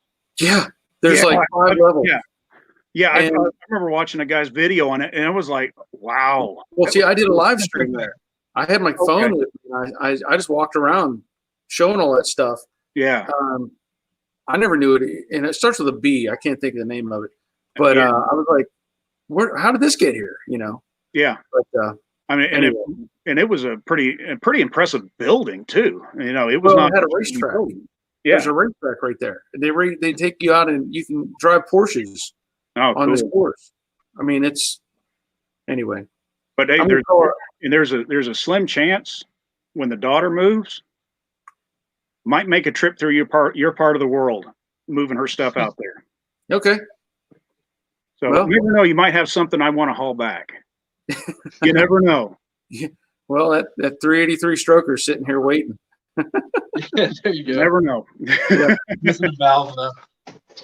All right. Well, we're going to call it a night. It's 9 o'clock. So, Yeah. Didn't realize.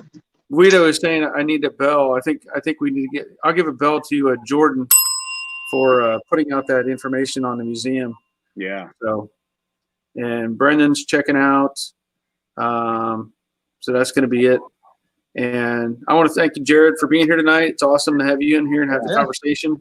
Great looking. I'm really happy to see you in here working on a Mustang, driving a Mustang. I think that's fantastic. I love to see that. Thanks for having me. Yeah, and maybe we'll do it again sometime. We'll see. I'm trying to get different people involved, and it's just cool to have the conversation and learn things. Even from having you here, it helps incite and ask questions and get responses and stuff like that. So, Robert, I'm always down for car talk. So well, thanks. And Robert, glad you were here. Looking forward to. I'm full of all sorts of useless information. Yeah, well, I am too. So, anyway, that's going to be it. And I want to thank everybody for being here. If you can, if you've watched this far into the video, throw a thumbs up on there, help the channel out, and we'll do it again next Monday. But I also plan to do on Wednesday, I believe at 3:00, I'll do a European edition. I guess I'll call it, and try to get those guys involved. So. Wednesday, I'll probably be out here in the shop. So if you ain't got nobody else, you can watch me work on the car. Yep. All right. Well, that's going to be it. So again, thanks for being here, and take care. Have a good night, Robert. All right. See you.